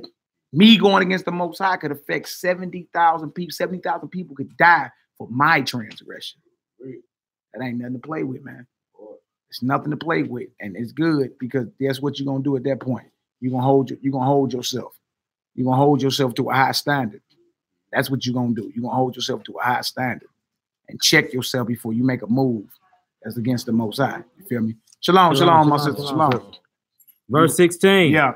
And David lifted up his eyes and saw the angel of Yhwh stand between the earth and the heaven. Wow. Having a drawn sword in his hands, stretched out over Jerusalem. And Yhwh and the elders of Yisrael who were clothed in sackcloth fell upon their Yeah, it's faces. fasting time. Yeah, They ain't sackcloth, dust on their head. Ashes. Like, Most High, please have mercy.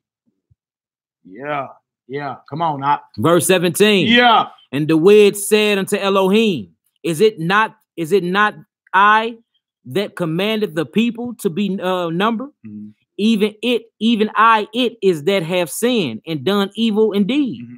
But as for these sheep, what have they done? That's the David's question. That was me that did that. Why all them people gotta die for Now that? he like, hit me now. Hit me. Dang. Why everybody gotta die for what I did? Yeah, that's deep. Why?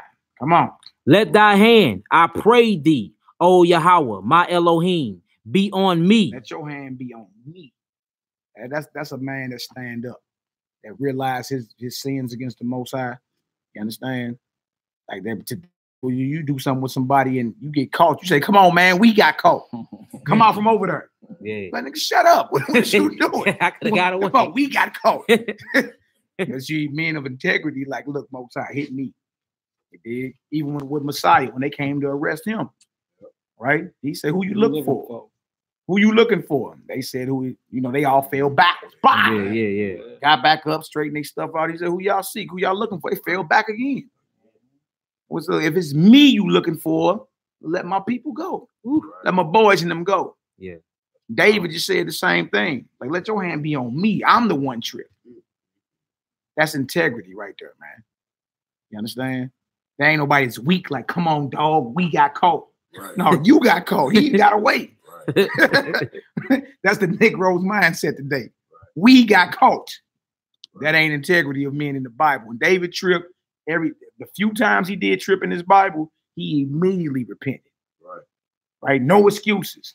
All right. Come on. It also shows though too the mercy, of the Most High as well, because he repented, he told the angel to fall back, what I mean? That's enough death. As well as before he destroyed the world the second time for the flood, in Joshua 5, he says he gave the people of the world 25 years or something like that. And he said, if they repent and turn back, to me, I won't destroy the earth. But obviously, they didn't. And then too, also in Jonah, he sent Jonah out to Nineveh to destroy, to let the people know that, hey, I'm about to destroy, the Most High is going to destroy your city. Right. Sounds like he Olam Kazdu. Yeah. And the people they put on sackcloth and they repented from what they did, and the Most High stayed his hand. So when the Most High pronounced judgment on us, he's gonna follow through on it. But at certain times, we can, stay his hand. Yeah, he shows us pity plenty of times throughout the scripture. Yeah. But hey, grace and pity runs out. Well, no doubt. Straight up. No doubt. You see his wrath and his mercy in the same story. Yeah. You feel me? That's what a lot of people want to talk about. You want to talk about his mercy. Yeah, the Most High got wrath too. Yeah.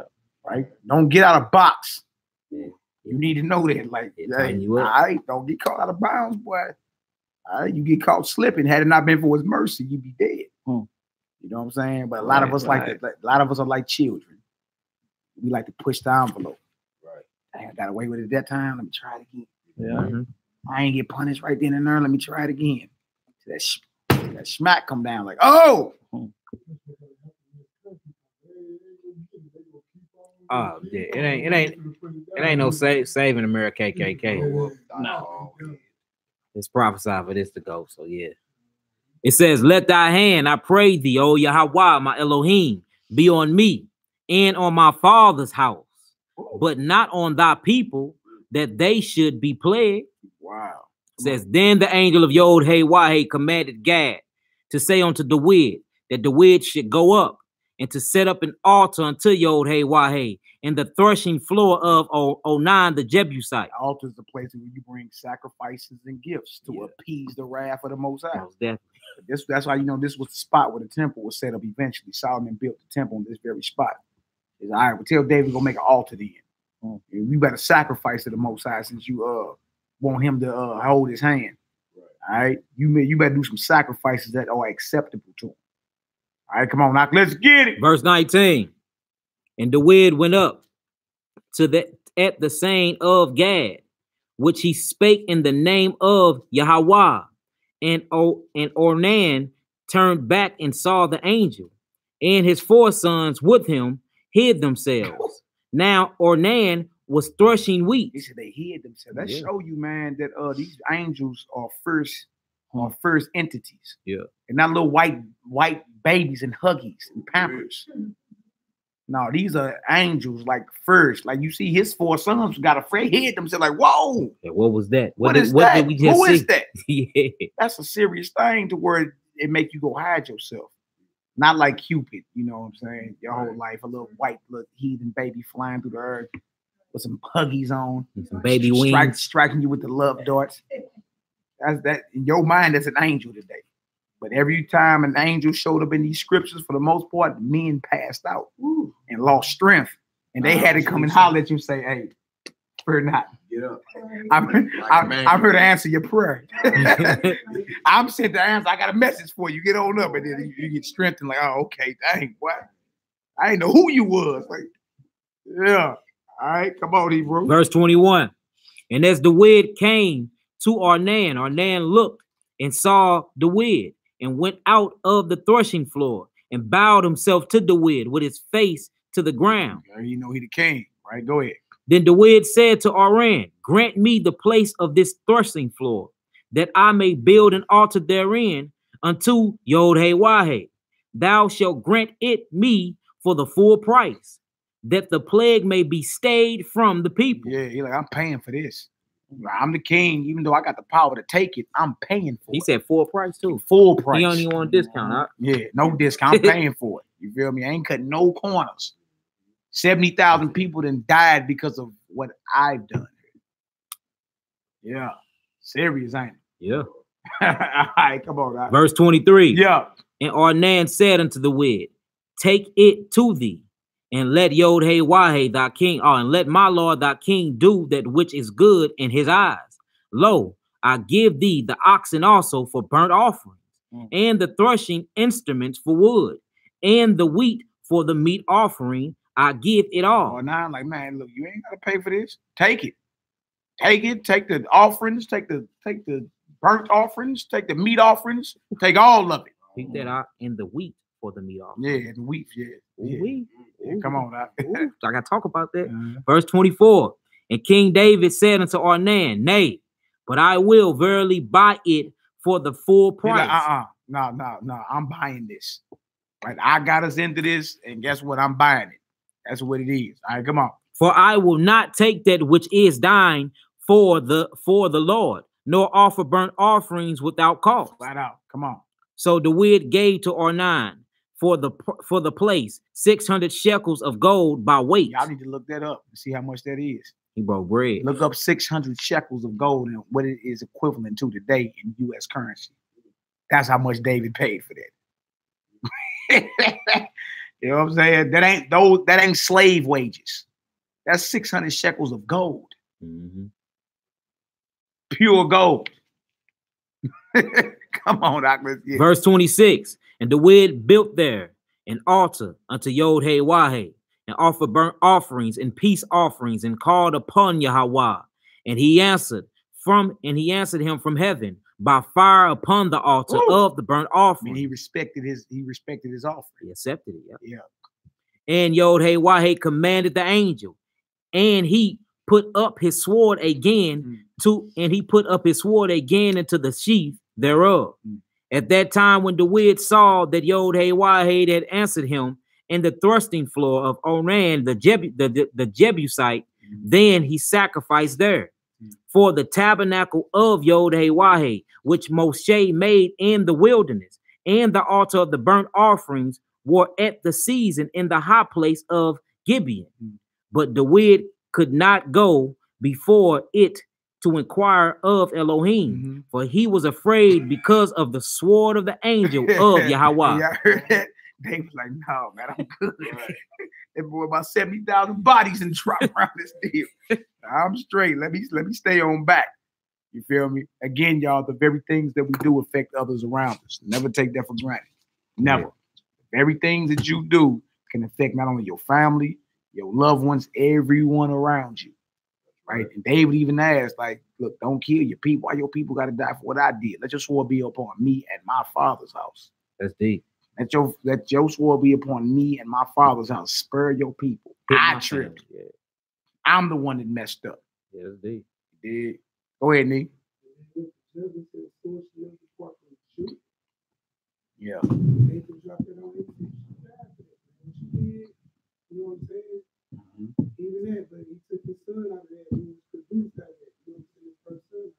Yeah. But then he also let a heavier burden on Israel. Like, because what David did. Right? Yeah. You see what I'm saying? He said the sword should never depart. So when you read the Deuteronomy and the Leviticus verses, it talks about how Israel should have an art against his, brother, against his woman, against his children. You know what I'm saying?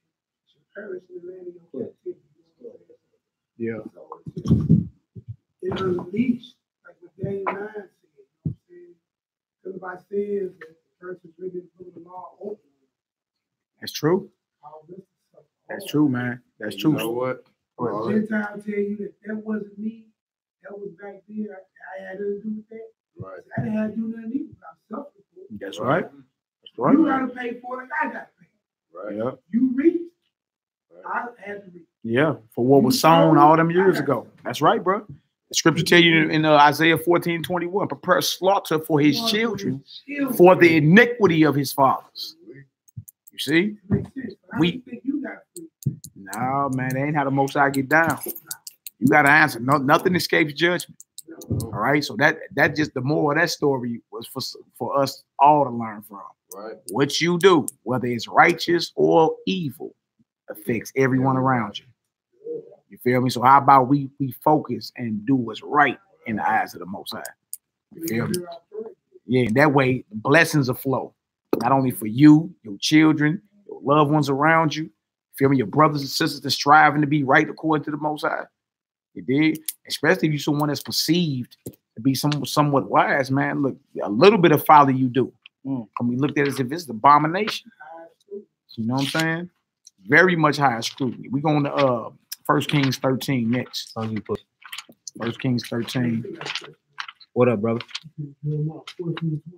Isaiah 14 and 21. Isaiah 14 and 21. Also, one of the brothers grab that Ecclesiastes for me real quick. Ecclesiastes, I believe it's chapter 10. I mean, grab it just real quick. Show y'all that, man. Look. Ecclesiastes chapter.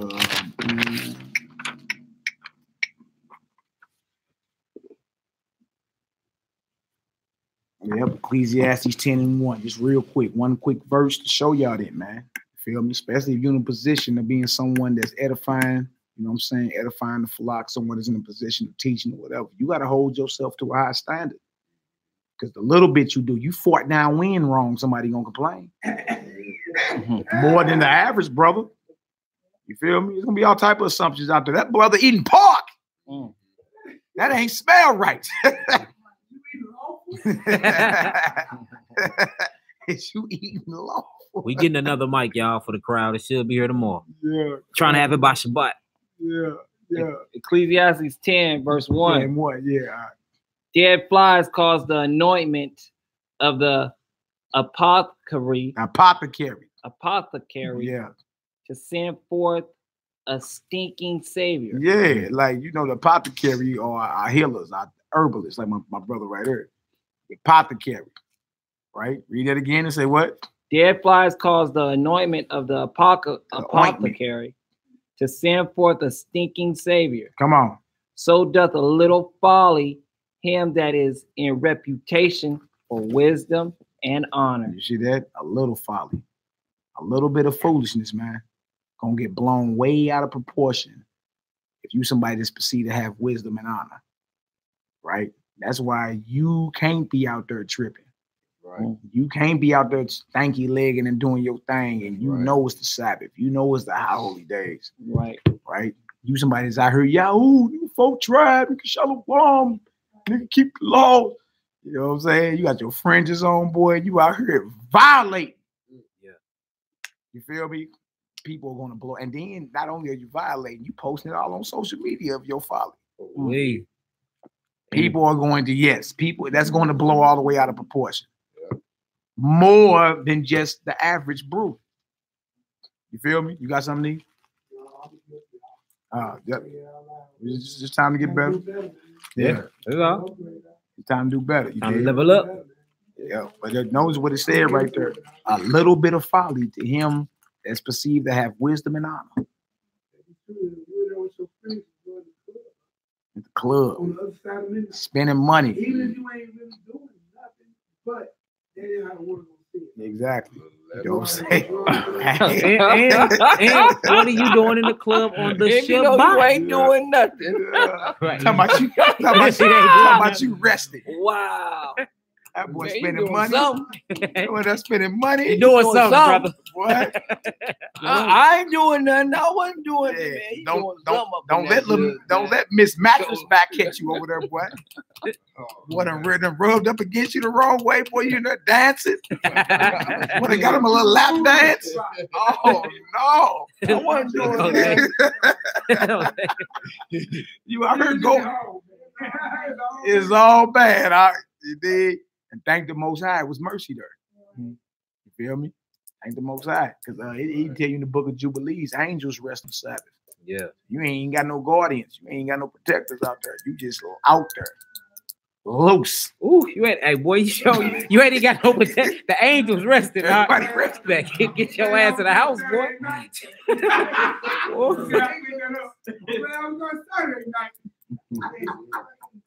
Hey, that's major right there though, because you're right. Even it say that even the angels keep Shabbat. They resting, huh? Boy, Yeah, we gotta make sure we get ourselves together, man. Stop that. You know what I'm saying? Like hold yourself to a high standard because everybody watching.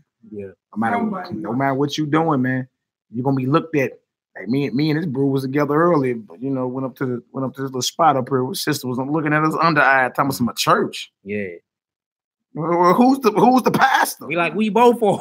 We teaching. We What you both teaching mean? up there. What do y'all teach? I'm talking about this looking at us like we just filth. Like We went to open an account. Like when we walked in, she was just like, "Who is these two niggas?" yeah, just look at us And like I remind you, this is Israelite sister. yeah. Boy, she seen the church.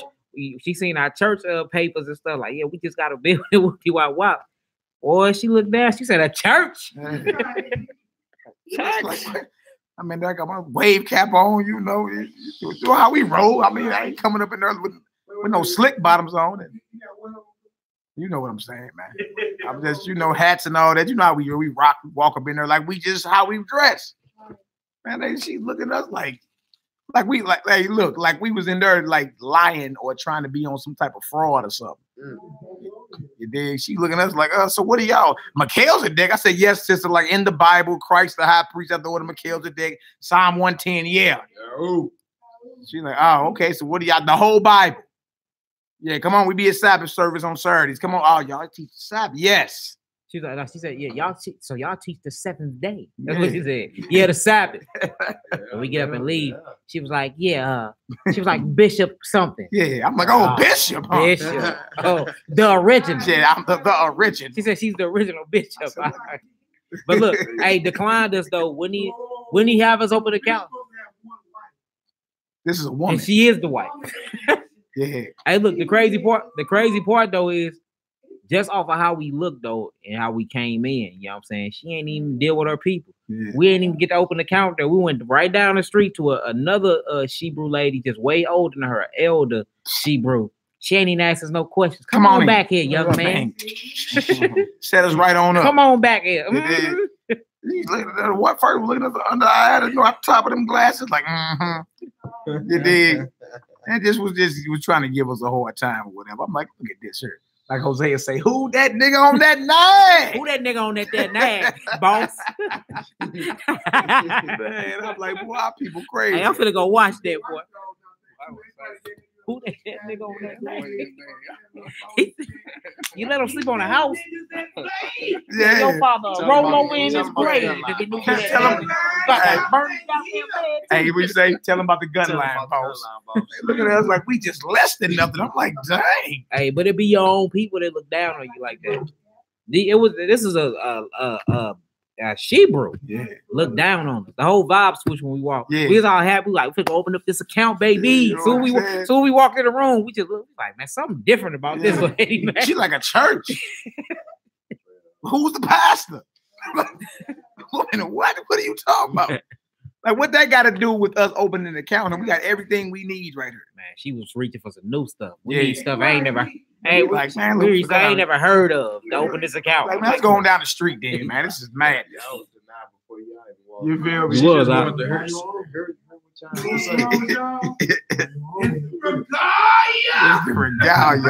Should have had on some gators. Have some gators and a suit walk up in there. Come up in there Smell like looking Old Spice. looking like a Zora. Yeah. That's right, the Heathen Report. I agree. All right, man. Let's get it, man. No suits, no shoes, no service, huh? Hey, do the 10 and 1 again for me, y'all. You can include that 10 and 1. And then let's get into this 1 Kings 13. Let's get it. Nah, I just quoted it. This is how I say it. I mean, you can read it if you want to, though. Nah, they can't hear you back there. Yeah. It's all good. All right, do it again, Ecclesiastes 10 and 1. Dead flies cause the anointment of the Apothecary. apothecary There you go. to send forth a stinking savior. No, savor. Not savior, savor. To Savor, send smell. forth a stinking savior. They're on smell, right? Go ahead. So doth the little folly him that is in reputation for wisdom and honor. Yeah, so your folly is like dead flies and a stinking smell. You feel me? Your folly is when you somebody that's held in high reputation and perceived to have wisdom and honor. That's major. So hold yourselves to a high standard. That's right. Out here, especially you out here spreading the word and people know what it is and they are okay. Every time somebody meets you, they should feel like they had an encounter with the Most High. That's right. The brother told me something to change my life. All right. First brother I ran into that told me something to change my life, changed my life. Dig? All right, let's get 1 Kings 13th chapter. This story right here is beautiful as well because this is somebody that was partially obedient. Partially, you need a pen? Okay. Yeah, I got we saw that verse. Start at verse 1. This right here was about a brother that was partially obedient, man. And guess what? Partial obedience is what? It's still disobedience, man. Still disobedience. So it's something to be learned. And there's a judgment for being partial. See, just like it's a judgment for what you do and how it affects others around you, right? For being halfway cocked in this is a judgment too. He tell you in Revelations, I don't deal with those that are lukewarm. What I'm gonna do? Spit you out my mouth, right? Don't get in this and not finish. That's the point. That's right. You gonna get into this thing, man? Count the cost. Be all the way in. You gotta be all the way in. And you get chips to the middle of the table. I'm all in. That's how you got to be. If you doubting and if you're not sure, you're gonna fall off. That's the only way this works. What happened to Lot, daddy? Yeah. And Joshua, Abraham's brother, he was halfway in and got destroyed. Got burnt. Got burnt alive. Boy. All right, so let's get this. 1 Kings 13th chapter. Start at verse 1. And behold, there came a man of Yhwh out of Judah by the word of the Lord to Bethel. Hold on for a second. Before we start this story. All right, let's pray. Okay, Let's yeah, it's pray. Good looking, Seraphina. Seraphina. Most I bless you. All right, y'all face Jerusalem. Let's get this prayer off real quick. It's 6 a.m. in Jerusalem. So first hour of the day for them. If we was living in Israel, you'd be getting up right now, about to start your work day. You did it. We're ready. I feel you. I feel you. All right, we're gonna do Yahweh's prayer in the Hebrew and then do it in the English. Get the spirit rolling in this deal. Right. All praises, all glory, all honor to the Most High, owner, creator, and possessor of all things. All praise. Repeat after me. You all good, LC? I thought you had your hand up. You cool, bro? Are we good? All right. Repeat after me. Abinu. Abinu. Shabbat Shemayim. Shabbat Shemayim. Yikadesh. Yikadesh. Shimka. Shimka. Tabo. Tabo. Malkuteka. Malkuteka. Yeah, I say. Yeah, I say. Ratzonka. Ratzonka. Kabbat Shemayim. Kabbat Shemayim. K. K. Baret. Baret. Et Lakem. Et Lakem. Kukenu. Kukenu. Taylanu. Taylanu. Hayo. Hayo. Uslaklanu. Uslaklanu. Oh. Oh. Kataenu. Kataenu. Kamo. Kamo. Shelsuki. Selsuki. Gam. Gam. Anaknu. Anaknu. Lakotin. Lakotin. Lanu. Lanu. Wa'o. Wa'o. Tabienu. Tabienu. Lide. Lide. Nisayo. Nisayo. Ki. Ki. E. E. Kopzenu. Kopzenu. Min hora. Min hora. Kilaka. Kilaka. Hamamlaka. Hamamlaka. Wahabura. Wahabura. Wahati Baret. Wahati Baret. Laome.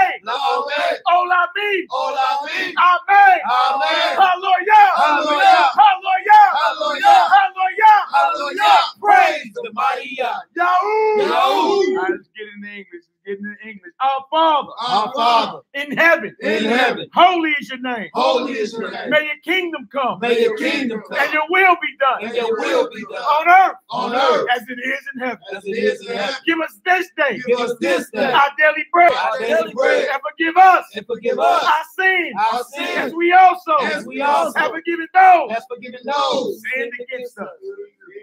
And lead us not into temptation. Lead us not into temptation. But deliver us. But deliver us. From the evil one. From the evil one. For yours is the kingdom. For yours is the kingdom. And the power. And the power. And the glory. And the glory. Forever. Forever. And ever. And ever. Amen. Amen. Hallelujah. Hallelujah. Hallelujah. Hallelujah. Hallelujah. Hallelujah. Praise the mighty God. Yo.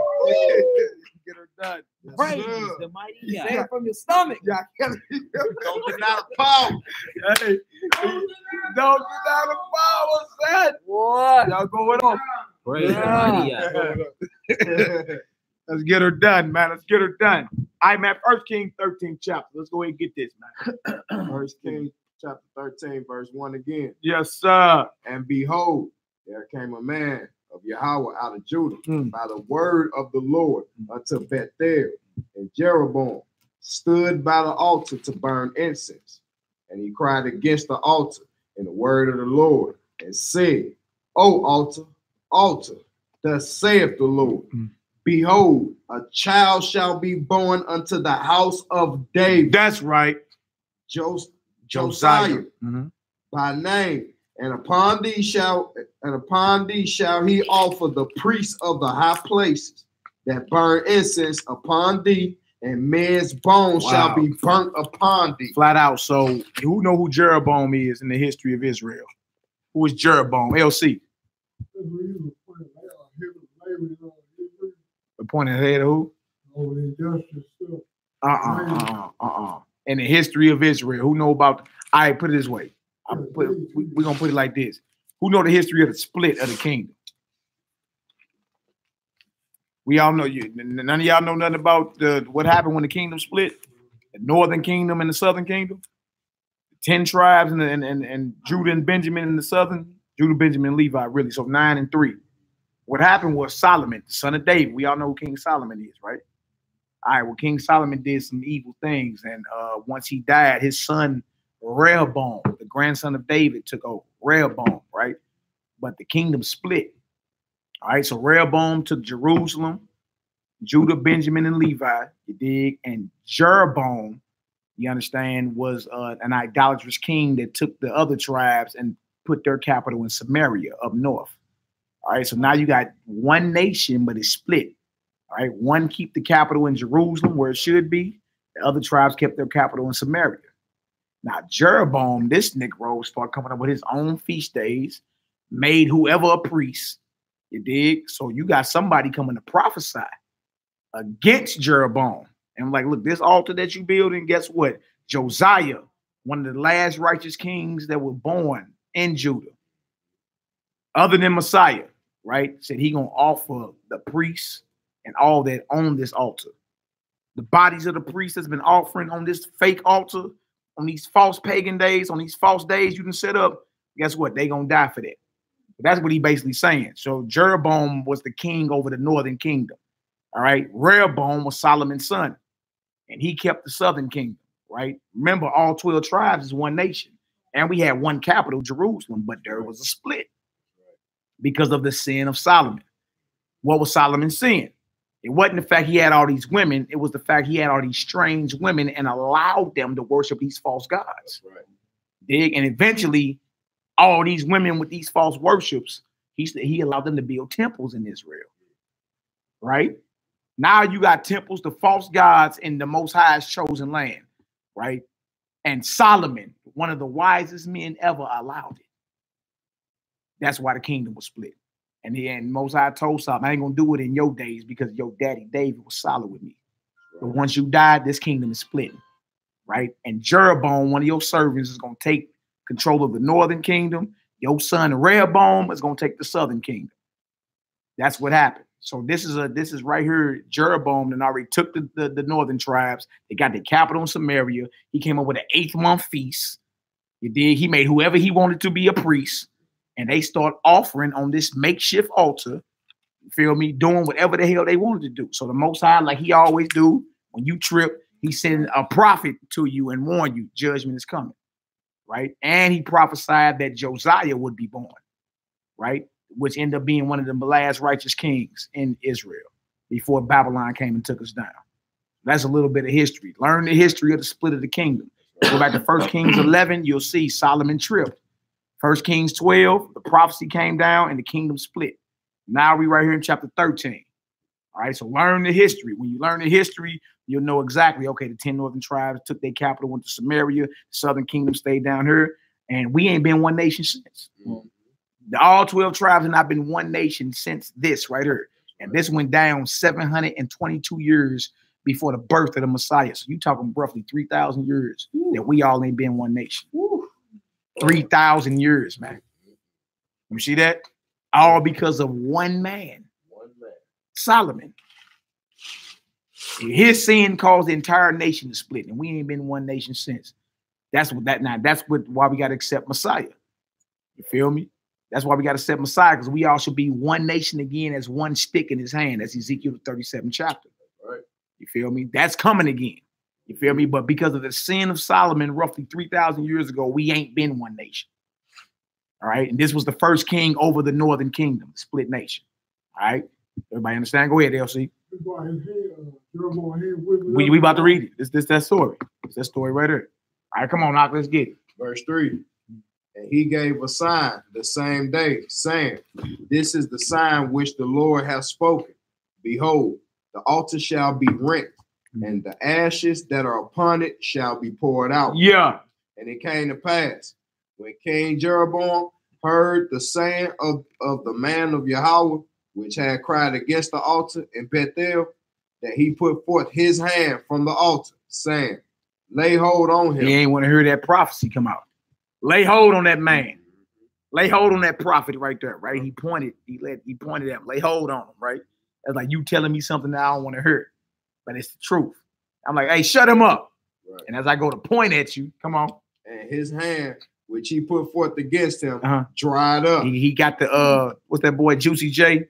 DJ, ain't that him? Or DJ Paul, who is that? Juicy J? That boy be rapping like this. That's DJ Paul. DJ man. Paul, Whatever dude name. yeah, one of them, the 666 Mafia Negroes. Right. But notice he that's what happened to this man. His arm dried up. You feel me? He ain't have no use of his arm. This is what happened. And as soon as he pointed at the prophet and said, basically, arrest that man, with his arm with it. That baby hand, Oh. DJ Paul. Oh, boy, you know what they had to do, boy. You go to reach your hand out, boy, that deal wither up. Boy, you know your heart gonna fall out your chest behind that. What to do? Man, oh, right. Yeah, this Bible real, boy. Come on. So that he could not pull it in again to him. It's a chicken wing. Yeah, we got the chicken wing on. All right, come on now. Verse 5.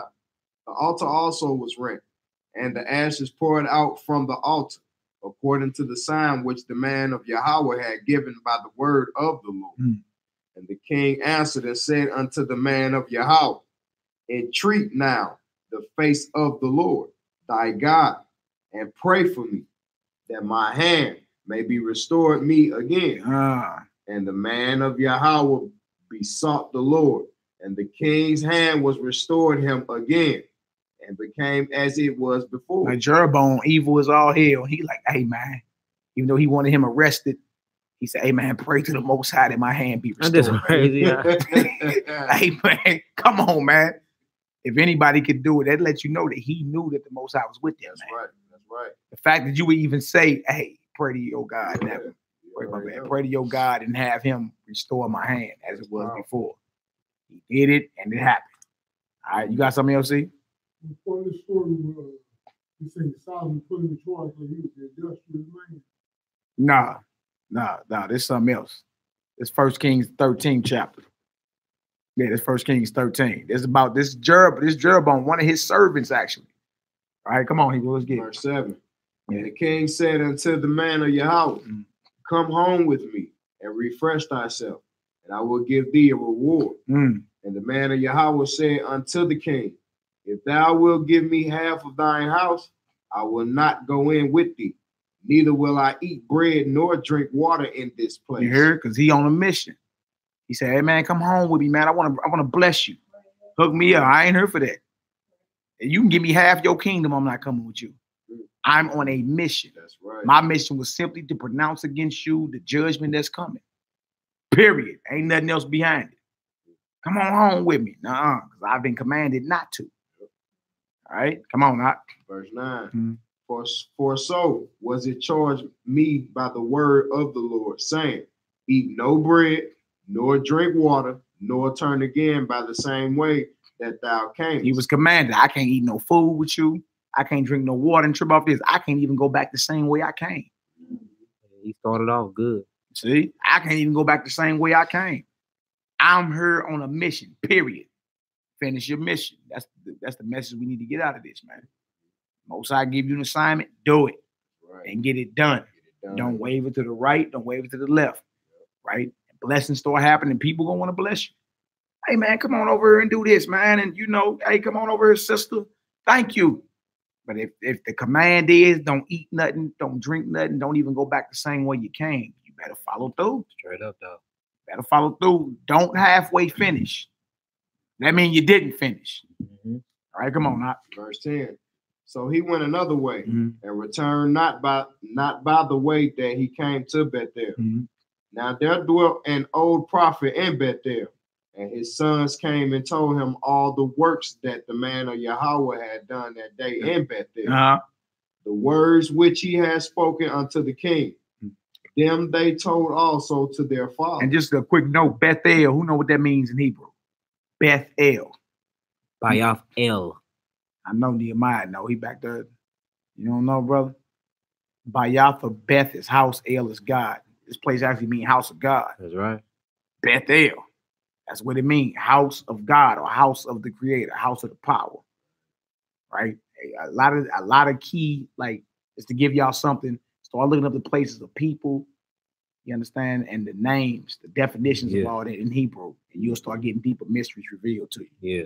Always look up the names of people and the places. Yeah. Right. You'll start getting more jewels will open up to you. Like, whoa, man, that's mean that. Oh, okay. Dang, that's deep. His name mean who? Oh, okay. You feel me? That's like a little jewel real quick when you study it. You start looking up places and people, right? And the tongue that it was written in the Old Testament is Hebrew. It'll blow your mind. You get a deeper understanding of the story. All right, come on, Doc, let's get it. Verse 12. And the Most High bless you, Judah Mac. Most High bless you, priest. All right, come on, Doc. Verse 12. And their father said unto them, what way went he? For his sons had seen what way the man of Yhwh went, which came from Judah. And he said unto his sons, saddle me the ass. So they saddled him the ass, and he rode thereon. They father like, man, which way he go? He did what? I need to go talk to him. Right? Come on, Doc. And went after the man of Yhwh and found him sitting under an oak. And he said unto him, art thou the man of Yhwh that camest from Judah? And he said, I am. I am. So he's sitting up under a tree. Oak is a tree. Right. Chilling. He pull up, hey, ain't that you, old boy, that did that back in Bethel? That's me. Hey, come on, Doc, let's get it. Then he said unto him, come home with me and eat bread. And he said, I may not return with thee, nor go in with thee, neither will I eat bread nor drink water with thee in this place. I'm not commanded to do that. You tripping. You know what I'm saying? I'm on a mission. The wisdom we get out of this is finish the job, y'all. Finish your job. You understand? Don't halfway do nothing. Observe this without partiality. That's right. Finish your work, no matter who got something to say about it. And people gonna talk about you if you live a life like this brother right here. Yeah. That brother right here in these scriptures, you live a life like that, you're gonna be talked about. It's gonna be plenty of people trying to persuade you off your path. You know what I'm saying? Coming up with their own opinions. Women crying, brother saying you tripping, right? But you got a mission. Sounds familiar. It don't matter what nobody else got to say. You got to finish. Yes, If you don't finish, you understand? Just like people start building like buildings out here, and they ain't got enough resources to finish. What you say when you drive past that? You don't be nothing tight. Remember that church on Parker Road all them years ago? It's still like They that. still building that I just deal. rolled past that. And they've been building that deal for 20 years. Hey, the dome still ain't complete. the structure had rust. It's all Hey, that man, stuff rusted and all. out in North County, man, it's a building off Parker Road, a church that they've been building for 20 years. They have service in the deal every Sunday on the side that's finished. They've never finished the They building. never finished. So every time you drive past it, it remind me of this right here. You know what I'm saying? Like they didn't count the cost. Yeah. How you start building but didn't finish. You feel me? How you run out of gas? You didn't count the cost. You didn't realize, do I have enough resources to finish this? You need to be like that in your spiritual life too. When you get into this way of life, count the cost. This is going to cost you your life. You have to dedicate every fiber of your being to doing what the Most High called you to do. You dig? And you got to finish. That's right. Messiah said that when he was on the cross, it's finished. And he finished. Paul said in 1 Timothy, if I fought a good fight, feel me? I fought a good fight, man. You feel me? From her is laid up a crown for me. I bang to the casket. Make sure you finish. Man. If you don't finish, you understand, you're gonna be mocked. Because you didn't at least count the cost and say, you know what, you dig? I'm going to have to lose this. I'm going to have to lose that. I'm going to have to sacrifice all this so I can gain greater in the end. I'd rather die on it, brother. You dig? And yes, there's going to be plenty of people like this man talking to this man of Judah. You understand? Man, come on over and, later for all that. Have a little fun. You know what I'm saying? Let your hair down. Be easy. Come on, Doc, let's get it. Verse 17. Yeah. For it was said to me by the word of the Lord, thou shalt eat no bread, nor drink water there, nor turn again to go by the way that thou camest. Yeah. He said unto him, I am a prophet also, as thou art. So this man then said, okay, well, I'm a prophet too. I'm a prophet just like you. All right, come on. And the angel spoke unto me by the word of the Lord, saying, bring him back with thee unto thine house, that he may eat bread and drink water. But he lied unto him. Yeah, you see that? He said, I'm a prophet too, but he was lying the whole time. You supposed to be like, I ain't get the memo. Right. No matter what you claim you are, talking about you a prophet. I didn't get the memo. Right. Most High told me to finish like this. You feel me? He ain't came and told me he changed his mind. Right. I didn't get the memo. What you mean you a prophet like me? And the angel told you to tell me, look, the Most High changed his mind. Then why didn't I get the memo then? That sounds like you shall surely die. Yeah, that's what it sounds like exactly, brother. Yeah. You see? Finish your job, man. Right? You put your hand to the plow on this work. You understand? The Most High expect for you to endure. Those that endure to the end get saved, man. That's right. Not those that halfway finish. Like whoever won a race and only ran the halfway through it. Who? What was the point of running in the first place? Say you run a 200 in track. Yeah, and you only ran 100 meters and stopped. And then say you won. How about you won the race? No, you stopped halfway through. What you mean? That's Adrian Browder. Everybody know I beat him. Right. Yeah. Oh, Adrian Brock. I beat him, man. Yeah, I beat him. Boy, you got to handle it. Boy, you got a rag doll Hey, out that's there. funny, Push, boy. Boy, you ain't lying, boy. You know I beat him. Everybody know I beat him. Got your ass, boy. No, you got to handle it. Boy, you got your face boxed in. How much you won? Oh, Adrian Broder. That's funny, man. Dead serious. Oh, man. Straight up, man. Count the cost. Finish. Hey, Don't man. be like Adrian Broder in the spirit. Boy. You feel me? Hey, in his head, he really be winning. I'm I be trying to tell Uncle O, like, man, that man is trash to me. Man, you know, he used to be. I'm like, I ain't talking about all that used to stuff. That man done burned so many negative images in my mind his last few fights. Horrible. I like, boy, I can't compare him to the greats. You gonna compare Adrian Broder to the greats? Nah. Boy, McDonald ragdolled him. Everybody know I beat him. Yeah, well, you got handled. That was funny, man. Come on, man, let's get it. Verse 19. Yeah.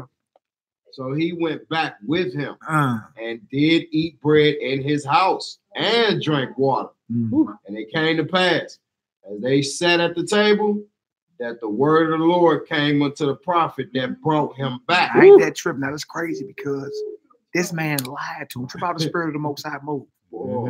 This man lied to him and got him off path. And while he's sitting there eating, the word of the Most High came through the one that lied to him. That's scary. So in other words, this man was used to lie to you, right? And then the Most High used him to pronounce judgment on you. Now that's scary. That should let all us know, hey, it don't matter what nobody's pop up. That's why Paul, give me Galatians 1 if you can. Galatians 1, 8 through 11 or 6 through 11. One of y'all can. Just to back this up. Because remember, he said an angel told him. That's deep. But he lied to him, right? Somebody can grab me Galatians 1, 6 through 11. Watch this. Watch Galatians this. 1, verse 6. Yeah. I marvel that ye are so soon removed from him that called you into the grace of Hamashiach unto another gospel, which is not another. Yeah. But there be some that trouble you and would pervert the gospel of Hamashiach. But though we or an angel though we or an angel, come on, from heaven preach any other gospel unto you than that which we have preached unto you, let him be accursed. Let him be what? Let him be accursed. Y'all heard that? It don't matter if an angel show up telling you to go against the word of the Heavenly Father. He supposed to be ignored and rebuked. A curse means damned. You see? It's crazy because in this right here, dude lied to him and told him, well, I'm a prophet too. And an angel told me to tell you, come home with me. And you go thousands of years later, and Paul right here saying, though we or an angel from heaven tell you any other thing than what's already been taught, count them damned. We. We. Come on, Doc. Verse 21. Hold on. Let him finish. Go ahead, Doc. That was it. Galatians, no, you got to read down to 11. Oh, my apologies. No, it's all good, brother. We all good. We all good. And then we're going to get back to that. I trip off this, but what Akhenaten just read, right? The very man that lied to him, the Most High used him to pronounce judgment on him. That's wild. That should scare everybody up in there. Whoa. That's scary. You feel me? Because somebody can be used to lie to you. You feel me? And then when you get off path, pronounce judgment on you. Galatians 1, 6 to 11. That's dangerous, man. That's, Start at verse 6 again. Yeah, let's do that. I marvel that ye are so soon removed from him that called you into the grace of Christ into another gospel, which is not another, but there be some that trouble you and would pervert the gospel of Hamashiach. But though we or an angel from heaven preach any other gospel unto you than that which we have preached unto you, let him be accursed. As we said before, so I say now again, if any man preach any other gospel unto you than that ye have received, let him be accursed. For do I now persuade men? Yeah. or Yhwh? Come on. Or do I seek to please men? Uh-huh. For if I yet please men, Yeah. should not be the servant of Hamashiach? I would not be the servant of the Messiah if I please men. So it don't matter, man. If it was somebody that you perceived as wise in the scriptures, telling you something against the Most High, or if an angel showed up looking like he just stepped fresh out the fourth dimension, don't matter. You dig? You know what the Most High commanded, right? Don't get off path. Right. Kia say, all you Christians or Hebrews, we Israelites that are messianic to the bone, Kia. Right. We Hebrews. But we follow the Messiah that's spoken of in that New Testament to the bone gristle. I hope that answered your question. Right. She want to know if we was Hebrews or Christians. We Israelites that follow the Messiah that you read about in the New Testament. Yes. Hallelujah. Commandment keepers in faith of a Mashiach. I hope that answered your question. All right, go ahead. You done with that? Yes, sir. All right, let's get back to that 1 Kings 13th chapter. Read this verse again, you in, bro. While he's sitting at the table, eating. 1 Kings chapter 13, verse 20. And it came to pass, as they sat at the table, that the word of the Lord came unto the prophet that brought him back. That's crazy. And he cried unto the man of Yhwh that came from Judah, saying, Thus saith the Lord, for as much as thou hast disobeyed the mouth of the Lord, and hast not kept the commandment which the Lord thy God commanded thee, but camest back and hast eaten bread and drunk water in the place of the which the Lord did say to thee, Eat no bread and drink no water, thy carcass shall not come unto the sepulchre of thy fathers. You see that? Because you didn't obey, because you didn't finish, you ain't even gonna be buried with your fathers. And that was major in the ancient world. All the forefathers like, look, bury me next to my fathers, man. They all had an expectation in the resurrection. You feel me? So when we wake up, I want to be right next to mine. You understand? Bury me next to my fathers, because you did everything I told you not to do. You see? That's scary, boy. Somebody can be sent to you, lying, opening his mouth, sounding good. You dig? You get off path, and then the Most High, his spirit will speak through that same one that lied to you. So guess what? That just cost you your life. And he did work. Everything before this, he did work. He came and he pronounced judgment and everything. You dig? But he didn't finish. He got off path. So think about that next time you thinking about giving up. Yeah. You know what I'm saying? Think about this story right here next time you're thinking about rebelling and doing what you want to do. And I'm getting tired of this. Think about this story right here. You dig? Think about this. You dig? Because this could be you. Why you sitting up at Dave and Buster's chilling? Huh? Commiserating. Like he's saying, Goodfellas. The women over there commiserating. Over here tripping. Knowing what you're supposed to be doing. Right? And you allow somebody to smooth talk you right up off your path. And that very person that smooth talks you off your path, the Most High can speak right through him and say, caught you. That's deep, boy. That's scary. That's scary. That should make everybody listening hold themselves to a high standard and say, man, I don't care what the world think about me. I got to finish. I don't care if the whole world turned against me. This got to get done. You know what I'm saying? Make that sacrifice. You feel me? Don't be so easy to give up. Everybody want to give up so easy, man. You understand? Everybody can't make this sacrifice, though.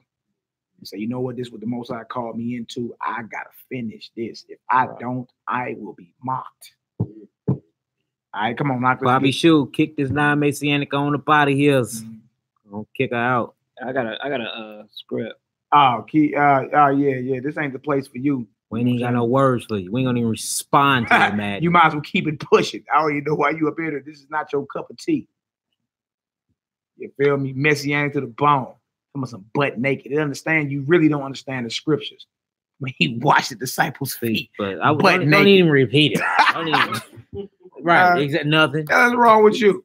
These people are crazy. Yeah, don't get embarrassed on her. Go ahead, Ecclesiastes. I don't. LC, what you got? This 1 Kings 11, verse 28. And the man Jeroboam was a mighty man of valor, and Solomon, seeing a young man that he was a justice. Oh, that's what you was talking about. Okay, yeah. Yeah, no, you're right. That's the same brother. I didn't know what you were saying. No, yeah, that's the same. bro. Yeah, that's the same brother. That's the same one. So you was on point. Yeah, that we reading in same one we reading about in this chapter, 13 who hands right up. That's right, brother. Hallelujah. That's right. Hallelujah. Hallelujah. Hallelujah. All right, where we at, bro?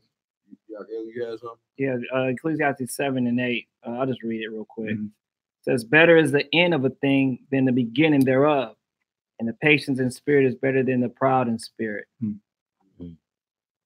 All right. True, brother. Let's get her done. 1 Kings chapter 13, verse 23. Read up loud too. And it came to pass, after he had eaten bread, and after he had drunk, that he saddled for him the ass, to wit, for the prophet whom he had brought back. And when he was gone, a lion met him by the way and slew him. And his carcass was cast in the way, and the ass stood by it. The lion also stood by the carcass. Wow. I heard that. Destroyed. Judgment came behind it. Because you got off path just a little bit. Lion met him in the way. All right, come on out. Verse 25. And behold, men passed by and saw the carcass cast in the way, and the lion standing by the carcass. And they came and told it in the city where the old prophet dwelt. And when the prophet that brought him back from the way heard thereof, he said, it is the man of Yhwh who was disobedient unto the word of the Lord. You heard that? And that's the cat that lied to him. That is wild, man. That's the dude that lied to him, that the Most High prophesied through, told him you won't be buried with your fathers, and he got devoured by a lion. And his carcass, and the lion stood by the carcass. And he said, it is the man of Yhwh who was disobedient to the word of the Most High. You see what happens because of disobedience? Judgment. Right. Yeah. Judgment. Yeah. He the donkey ain't get it. Was him. Yeah, it was him. He got Donkey stood by that too. Hey, look, it was straight judgment. Then notice the lion stood by because he said, you ain't gonna be buried with your fathers. So couldn't nobody even come just grab up the body right then and there because the lion was standing by. You know what I'm saying? Like, no, the word of Yhwh must go forth. Yep. And he didn't eat the donkey. And they say right here, the ass stood by it. You got a lion and an ass by the carcass of the man that was disobedient. The donkey sit right there and the lion. Come on, Doc.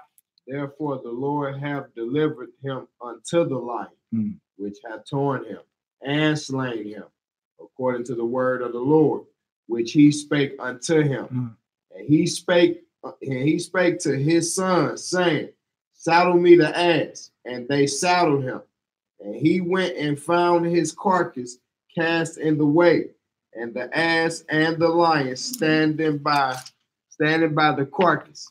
The lion had not eaten the carcass, nor torn the ass. And the prophet took up the carcass of the man of Yhwh and laid it upon the ass and brought it back. And the old prophet came to the city to mourn and to bury him. And he laid his carcass in his own grave. And they mourned over him, saying, alas, my brother. Dang, trip off that dude that lied to him, buried him, then mourned over him. Y'all see the shift in the spirits? That's major, man. That's major. You feel me? And I pray there's nobody that's listening. If you're gonna start off in this, finish. Yeah. Right. Finish, man. You feel me? The judgment can come right down speedily. Right. While you out here playing. I haven't seen it happen over the years. Brothers start out in this thing and most I take their spirit. You feel me? I mean, he don't know a lick of scripture no more. None. Because he played with it. He played with the anointing that was on his life. He used to be a solid brother, real sharp in the scripture. You know what I'm saying? Real charismatic, knew how to draw a crowd, knew how to teach. You know what I'm saying? But he played with the anointing that was on his life, man. You feel me? I know several brothers like that. You feel me? If you ran into him today, you wouldn't even like if you didn't know his past, you would think that brother is worldly. He ain't know nothing about no truth. Actually, that brother was a heavy hitter I heard about 8 years ago, 10 years ago, a heavy hitter. Feel me? I'm talking about men I know personally here in St. Louis. You know what I'm saying? That ain't doing a lick of nothing no more. I'm talking about it's like the Most High took the light, you dig, and took that same spirit and gave it to younger brothers. They raise up. I watched it. You say what? Yeah, that's right. I watched it happen. I watched older men that were the heavy hitters out here. You feel me? Wales versed with the sword. You know what I'm saying? Wisdom and all that. You feel me? But played with that anointing on their life. You dig? I mean, I watched younger, I watched younger, but him put the spirit on younger brothers, and they raise right on up. And them same brothers get jealous. The younger brothers. Wow. They get jealous. You feel me? Poked out lips and all that. You played with your anointing. What you mean? You was playing. While everybody else was studying and trying to get some understanding and meditating and praying, you was playing with this thing. You took it for granted. You didn't finish. And that ain't nothing to rejoice over. I mourn over brothers like that when I see them. Like, can't do them to shake my head. Like, bro, you had it. You had it and lost it because you didn't finish like this man right here. Yeah. Yeah. Come on, now let's get it. Yeah, that's deep, bro. Real talk. I witnessed bro. it. That's some deep stuff. I witnessed it. That's deep. LC. You said what, bro? Yeah. Yeah. You fair. Look, it says it's impossible in that Hebrews 6. If you can taste it of the set apart spirit and the world to come and the power of the world to come, if you shall fall away to renew you unto repentance. You played with your anointing. Do not do that in this walk. I'm telling you. You feel me? I've seen it happen. I've seen the Most High raise up brothers. I've seen brothers lose the spirit. They played, man. Stop playing. Took it for granted. You see? And that's what this brother did right here. He didn't finish. Let that not be any of us. All right, come on. Now, straight up. Verse 31. Yeah.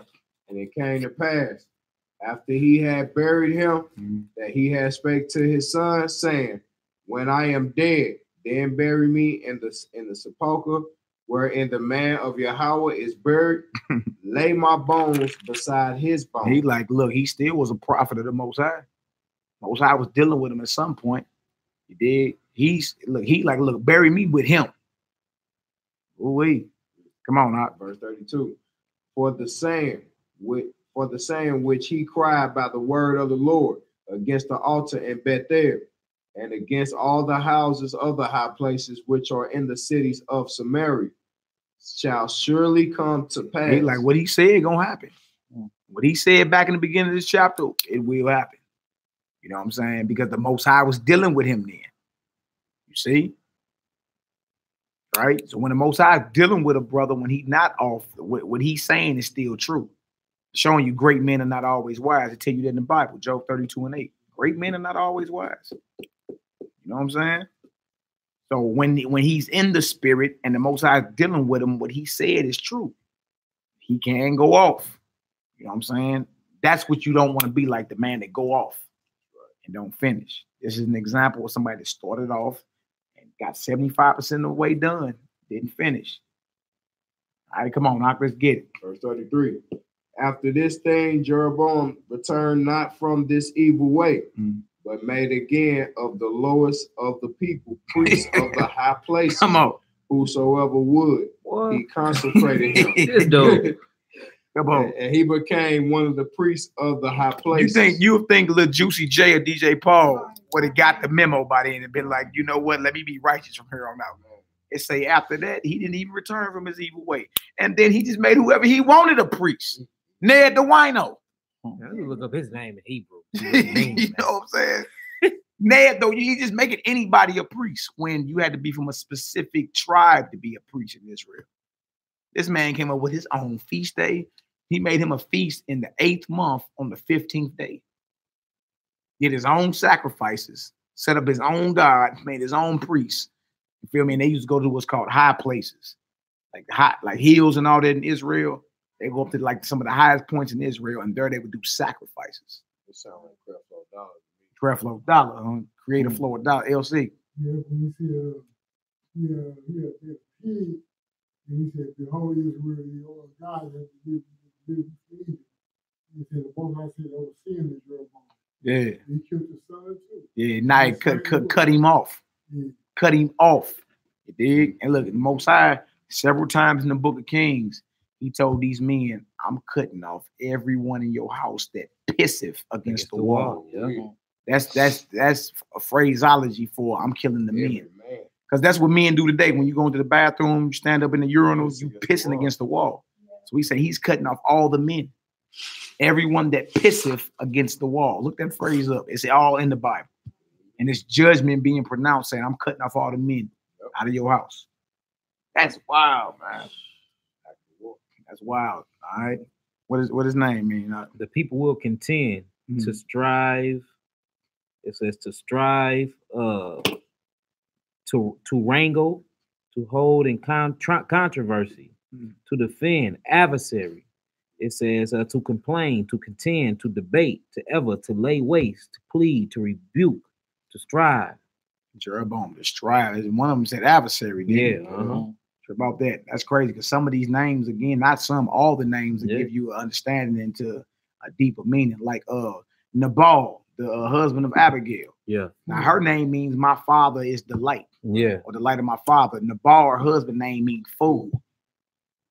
Like his parents named him fool. The degraded one. Nabal means fool in Hebrew. He was straight a fool. He was a rich fool too. Yeah. You dig? It's like, who named this man fool? It's like they set him up for failure, right? Set him up for failure. Your parents set you up for failure, brother. Name this man fool. You dig? And ended up getting him a virtuous daughter, Zion.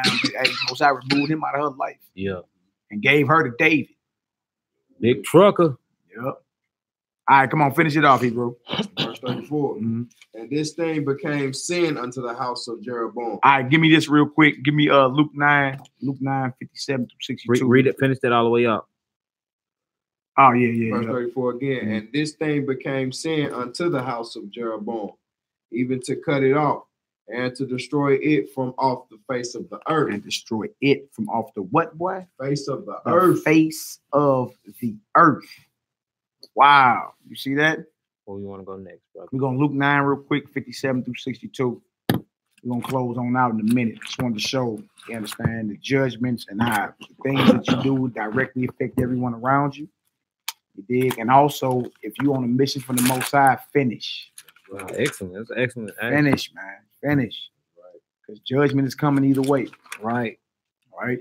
So this will make sure we are more circumspect with our actions.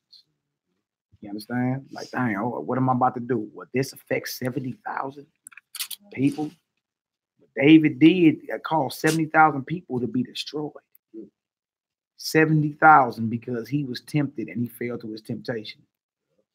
Showing you what we do affects everyone around us. So how about we push out that righteous vibration?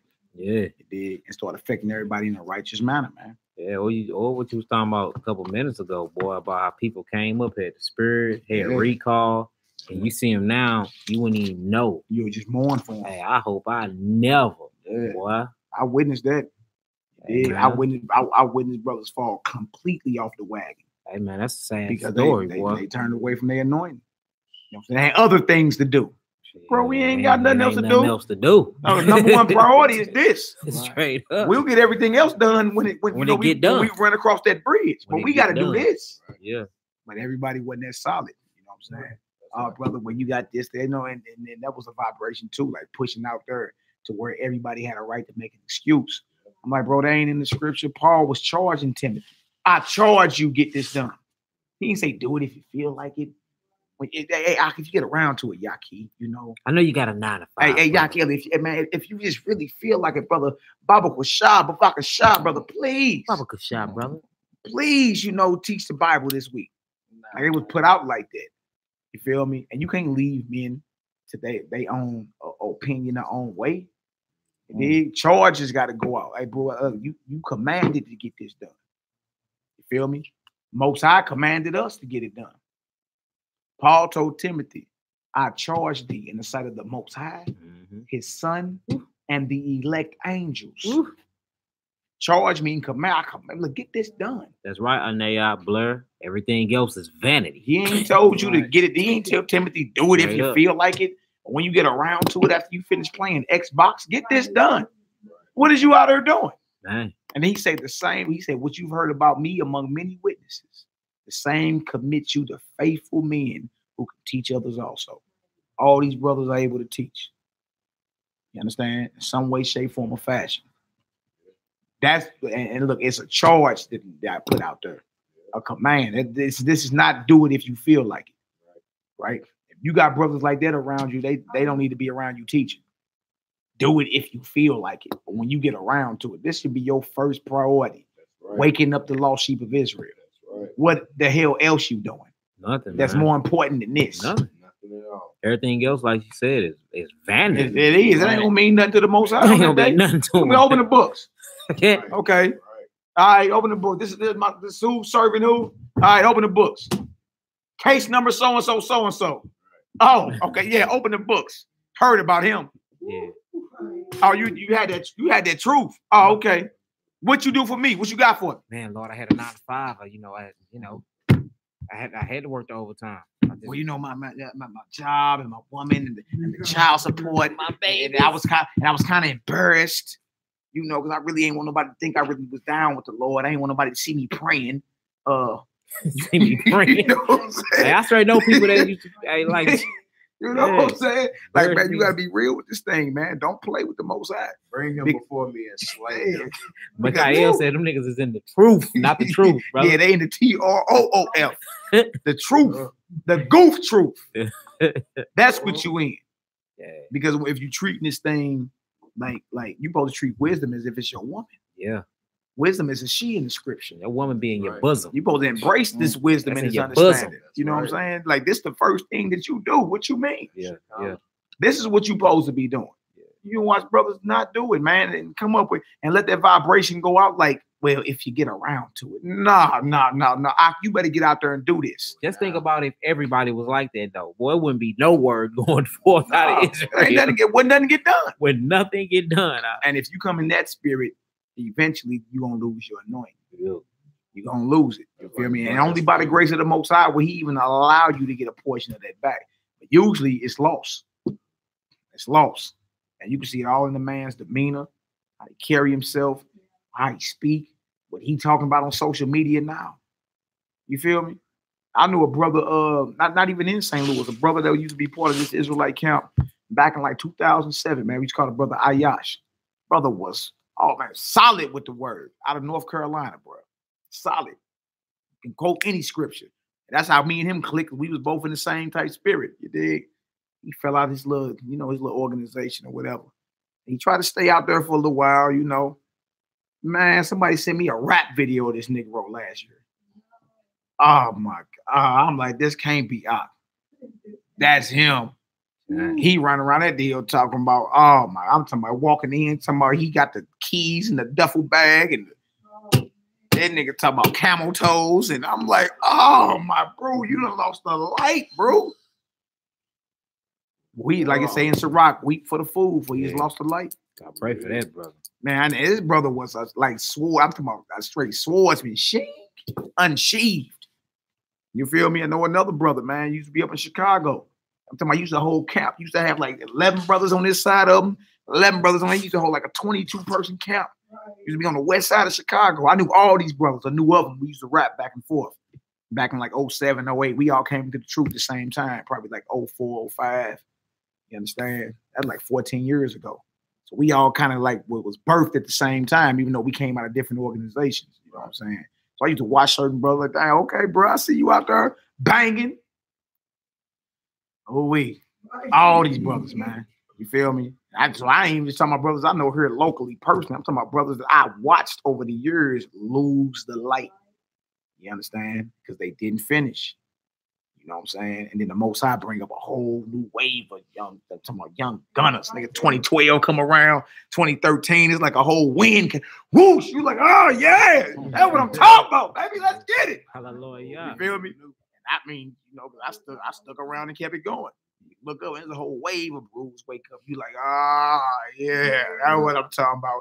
Hallelujah, y'all praises Most High. You feel me? Because when you look up, you see a whole bunch of people that you perceive that got wisdom and that's in this thing fall off. You be like, shit, you check yourself. I ain't make sure I'm on point. You know what I'm saying? Bro, you ain't talking about the script no more, man. I ain't even on that no more. I got other things to do. Other things. All right, man. Click up. I ain't nothing to rap about. What you mean you got other things to do? And now this brother I'm talking about, he might as well be some rap cat trying to get him a Grammy.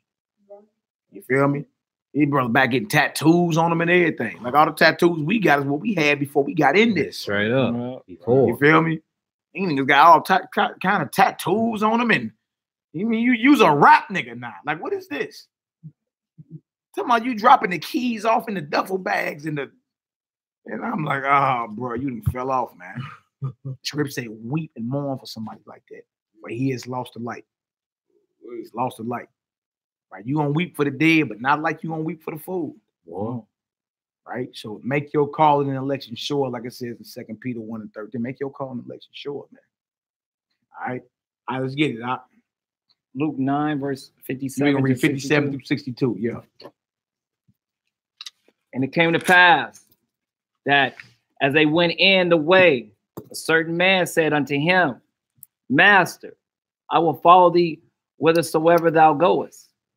And Yahweh said unto him, Foxes have holes, and birds of the air have nests, but the Son of Man have not where to lay his head. The whole point is, I'm gonna follow you. Yeah, that's what you made with your mouth. That proclamation. You saying you in this truth. You saying you gonna follow Messiah wherever he go. And he let it be known. Okay, well, you got to count the cost. You know that, right? Foxes got a place to go tonight. Birds got a place to go tonight. I don't. So you follow me. Sometimes it's like that. Sometimes you be down. Sometimes you don't be on the high horse, man. You actually be down, like going through it. You know what I'm saying? Like you be like straight up. Don't know where your next meal coming from at times. You know what I'm saying? Lint in your pocket. He just letting it be known, you gonna follow me. You better count them costs, boy, because tonight the foxes got a place to go, and the birds got a place to go. I don't. So he let him know, you make that proclamation to be in this truth. Understand that. You understand? Understand that you're gonna have to give up your life and sacrifice your life. You understand? But understand there's a blessing. You're gonna reap 100-fold. The return on your investment is promised to you. That's the whole thing. It ain't like you got to give up your life and then you unsure about the promise that's coming to you. He didn't already promised you good. Right. In the world to come, you good. You're going to reap 100-fold. That means the return on your investment is 100-fold. Guaranteed. I guarantee it. Boy. It just takes for you to understand that now when you can't physically see it and work as if you got it. That's right. Work as if you got it now. Right. And you're going to get blessed in the middle and on the way there. You know what I'm saying? Yeah, straight up. All right, come on now. And he said unto another, Follow me. But he said, Master, suffer me first to go and bury my father. Yahweh said unto him, Let the dead bury their dead. That's powerful there. Come on. But go thou and preach the kingdom of Yahweh. Did y'all hear that? He told him, he said, man, there's an excuse. I'll follow you, but I got to go to my dad's funeral first. Nah, let the spiritually dead bury the physical dead. You go, I got work for you to do. Right?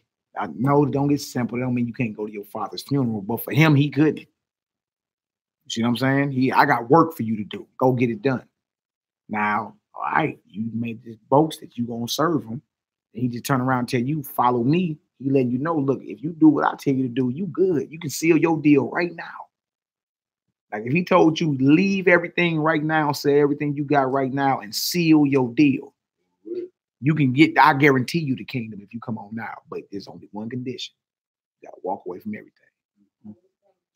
You gotta walk away from everything. And you're guaranteed the kingdom out. Right? Even though you can't see it. Yeah. So here comes the excuse, right? Let me first go home and bury my father. Nah. Seal your deal. You want to come? But let the dead bury the dead. You go preach the kingdom. Yeah. Come on, Hebrew. And another also said, Master, I will follow thee. Uh-huh. But let me first go bid them farewell, which are at home at my house. Another excuse. You know you're gonna get around your loved ones. Hey, look, I'm about to get up out of here, man. I'm about to move to Jerusalem. I've been called out of here. What? You know what I'm saying? Who are you? Jerusalem? What about the babies and the women and your mortgage and your car notes and your huh? You know, once you get back around your loved ones, they're gonna talk to you about it. Oh. I'll go, but let me first go home and say bye. I'll go, but first let me go to my daddy's funeral. What's the response? And Yhwh said unto him, yeah, no man having put his hand to the plow and looking back is fit for the kingdom of Yah. Do y'all hear that?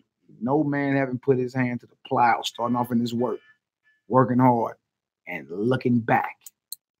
You're not even fit for the kingdom.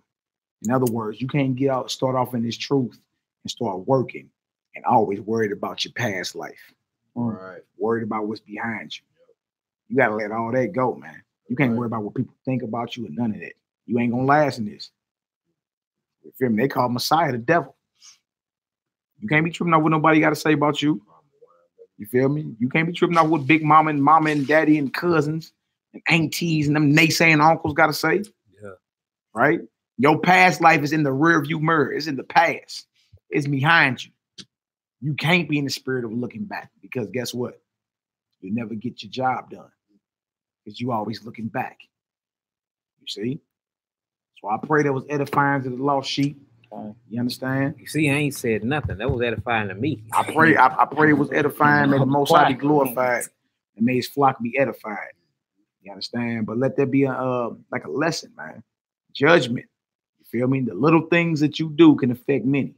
Yeah. All right. Or will affect many. Not could, it will. Whether it be your children, whether it be your spouse, whether it be your brothers and sisters around you. Right. So if that's the case, then how about we do righteousness and let that affect many? Yeah. And bless many.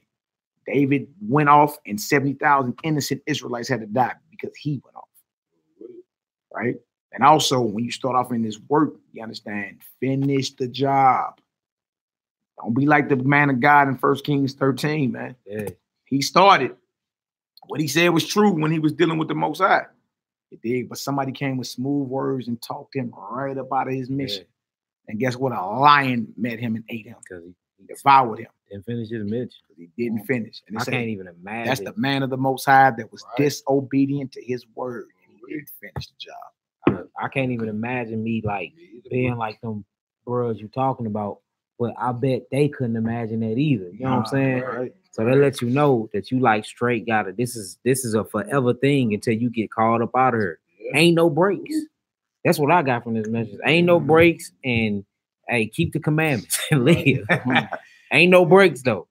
Ain't no sense of complaining about why you ain't had a break. Ain't no breaks. It ain't no straight up. And it never will be. Sleep when you're dead. I got one more verse, man. One more verse. All right, we're gonna do 2 Corinthians 4, just a few verses in that real quick. All right, 2 Corinthians 4, just a few verses, not much. And then we're gonna get on about it. I'm showing you like how these brothers were fully set in their mind to get this job done. All right, 2 Corinthians 4. We're gonna read 1 through 6. Okay. Yeah. 1 through 6. 1 through 11. 1 through 11. 2 Corinthians 4, 1 through 11, last scripture that we're going to pray on out. I pray it was edifying to the lost sheep. You feel me? May the Most High be edified. May y'all be edified and the Most High be glorified. Excuse me for that. Most definitely. All praise the glory now to the Most High. We in the book of 2 Corinthians chapter 4, verse 1. Therefore, seeing we have this ministry, as we have received mercy, we faint not. We what? We faint not. Man, look, we done receive mercy coming into this marvelous life, man. Where Paul said we don't get tired. Yeah. We faint not. What you mean? Work got to get done. Yeah, I love that right there. Huh? We faint not. We faint not. Straight All up. right, go ahead, Doc. But have renounced that hidden things of dishonesty, not walking in craftiness, nor handling the word of Yahweh deceitfully. That's right. But by the manifestation of truth, commending ourselves to every man's conscience in the sight of Elohim. Yeah, you see that? Have renounced the hidden things of dishonesty, not walking in craftiness. In other words, there is no hidden agenda. What we on? We gonna teach the pure, unadulterated truth. Yeah. Right. Regardless of who like it or not. But there are no hidden agendas. Yeah. Right. Like this ain't no hustle for us. No. It's a lifestyle, man. Yeah, this is life. Like Straight what you up. mean? This ain't no hustle. Straight We up. ain't Creflo Dollar around here. TDJ, that's a hustle for them. You understand? This ain't no hustle for us. This is our life. You understand? Yeah. And that you can't get this far and go off now, boy. You'll be a laughing stock. Boy, that's Ooh. what I'm saying, man. You'll be a laughing stock around here, boy. You be like, that's who? And guess what? Better is the end of a thing than the beginning of it. What you just read. In the end, if you didn't went off, that's what people gonna remember. Ooh. They ain't gonna remember all that good you did in the beginning.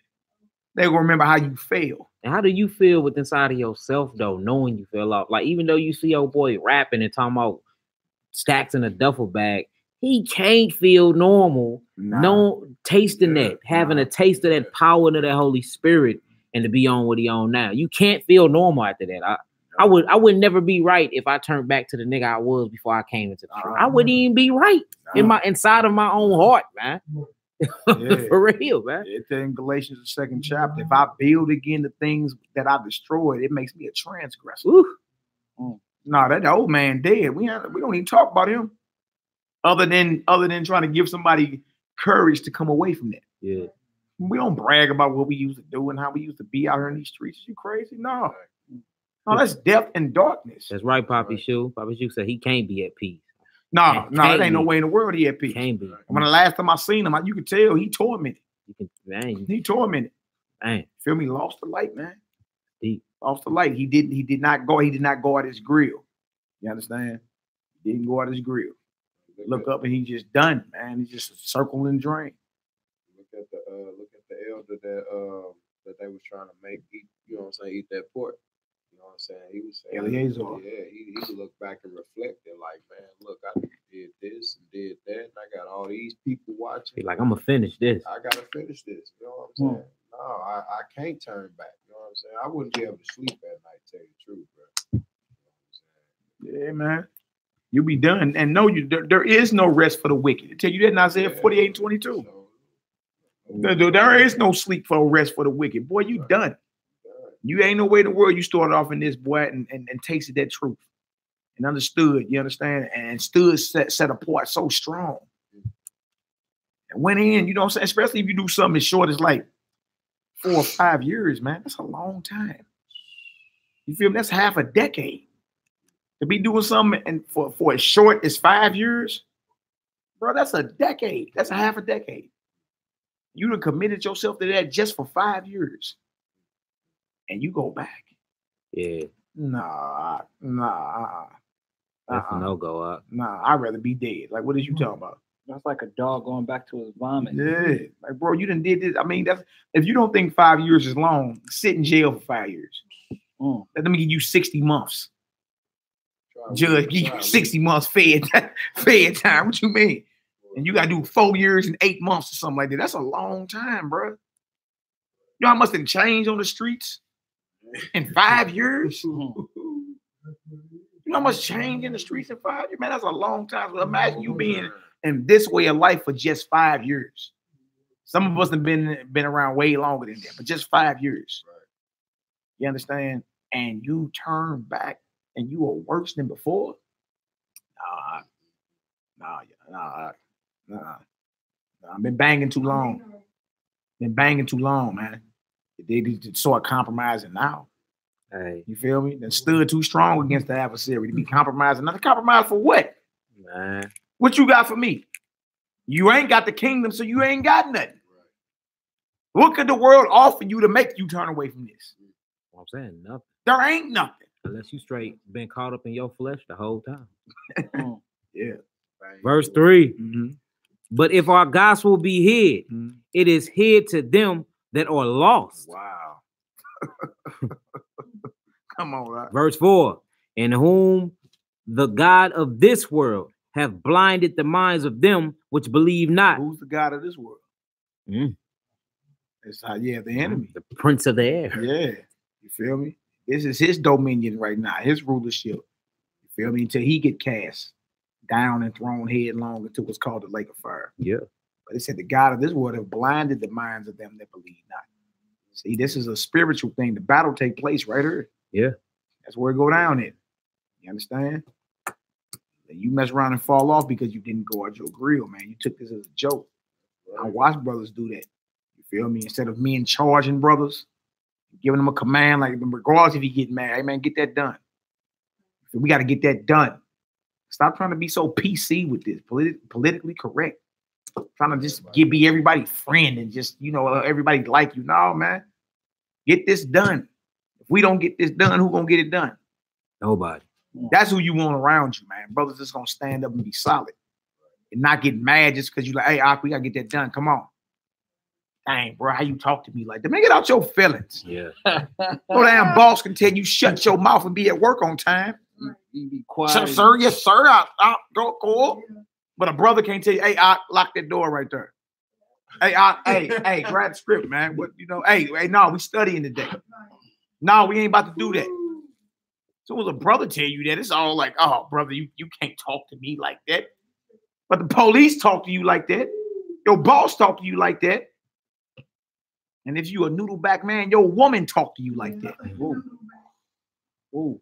Nigga. So, but now, bro can't even talk to you and be like, hey, bro, no, we ain't doing that. Let's get this done. That ain't how you do that, man. Do it like this. You feel me? Man, you got to stop being so emotional, man. Straight up, though. Stop being so weak. Yeah. Yeah, the brother ain't telling you nothing that's going to hurt you. He doing that for your embetterment. Get it done. All right, come on. All right. It says, lest the light of the glorious gospel of Hamashiach, who is in the image of Elohim, should shine unto them. For we preach not of ourselves, but of Hamashiach, Yahweh, our Adonai, and ourselves your servants for Yahweh's sake. We don't preach ourselves. This ain't our thing. This is the Most High thing, man. This ain't us. We don't preach ourselves like we, you know, but the wisdom of Yaki awakened today, and you know what saith Akhnagak and Yakinan Eliezer. If y'all ever hear something like that, unsubscribe to this channel immediately. Like the daily quotes of Malachi Maccabee and you know what? Hey. Nah, man, we ain't preaching ourselves around here. Straight up.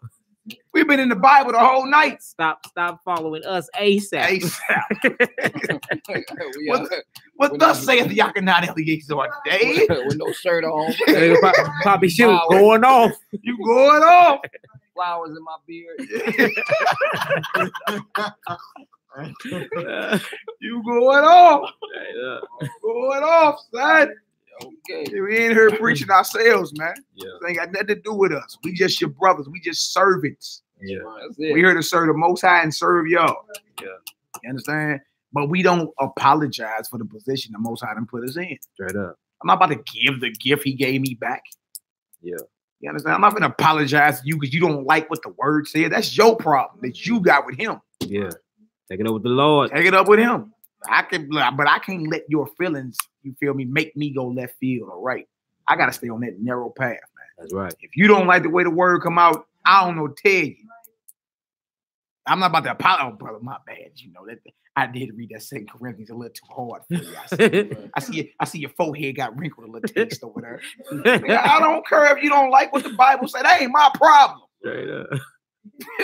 Straight up. Come on, man. Verse 6. Yeah. But Elohim, who commanded the light to shine out of darkness, have shined in our hearts. Hallelujah. To give the light of the knowledge of the glory of Elohim in the face of Yahweh Shah Hamashiach. He sent his son to give us that true knowledge, that true light, man.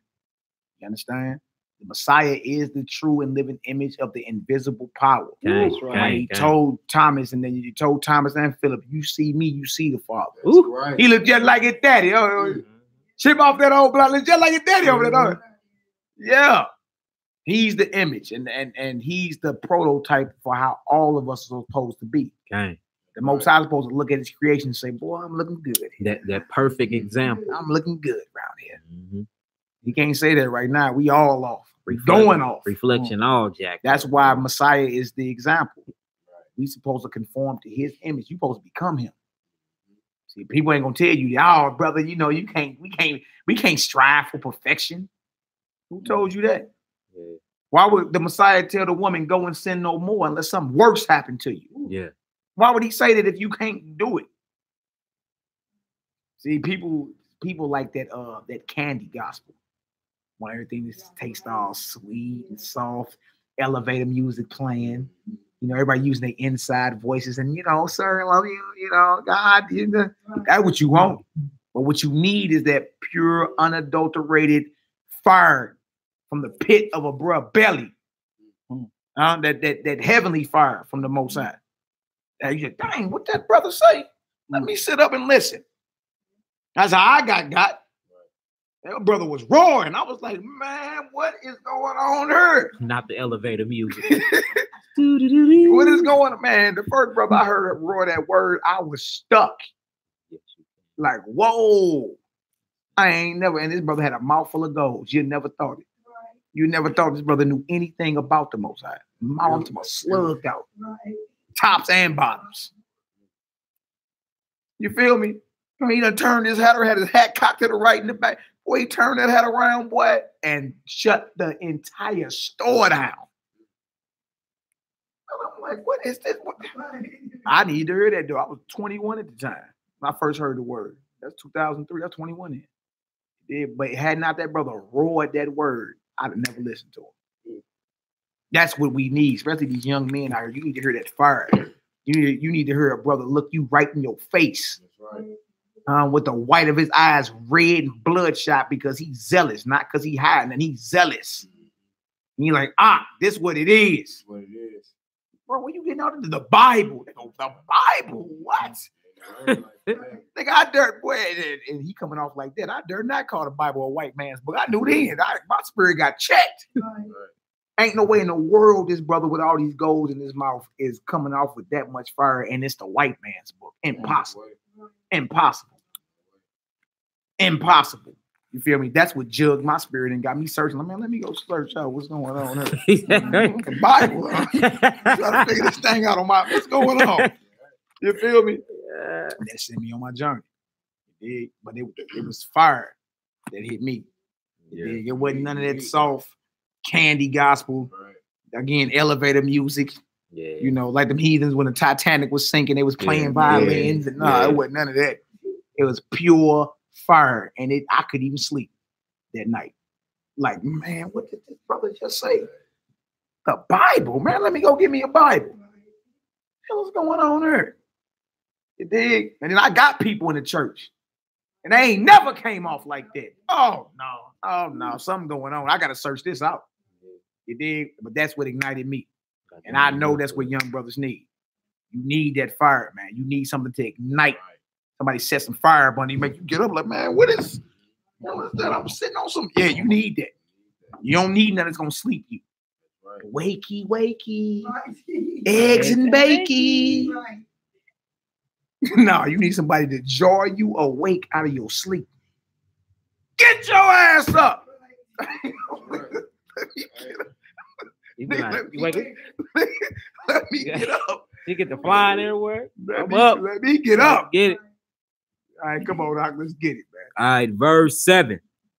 It says, but we have this treasure in earthen vessels, that the excellency of the power may be of Elohim and not of us. Yeah. We are troubled on every side. You hear that?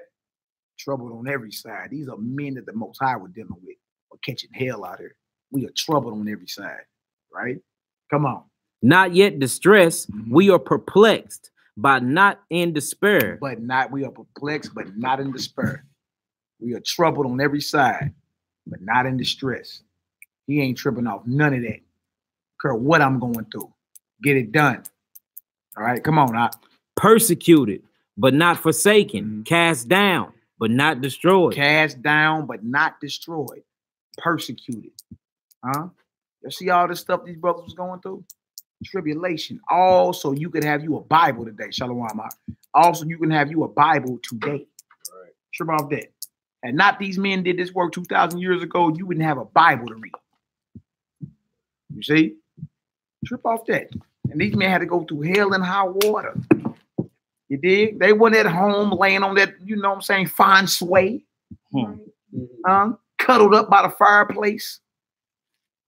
Again, a lot of times these brothers didn't know where they was going, their next meal was coming from, where they was going to lay down for the night. None of it. See? See? That's what this is. But the return on your investment, everlasting life, man. 10 to 100-fold. 100-fold. Guaranteed. We ain't talking about Bernie Madoff. They act like he took your money and invested it somewhere and it don't exist. Boy.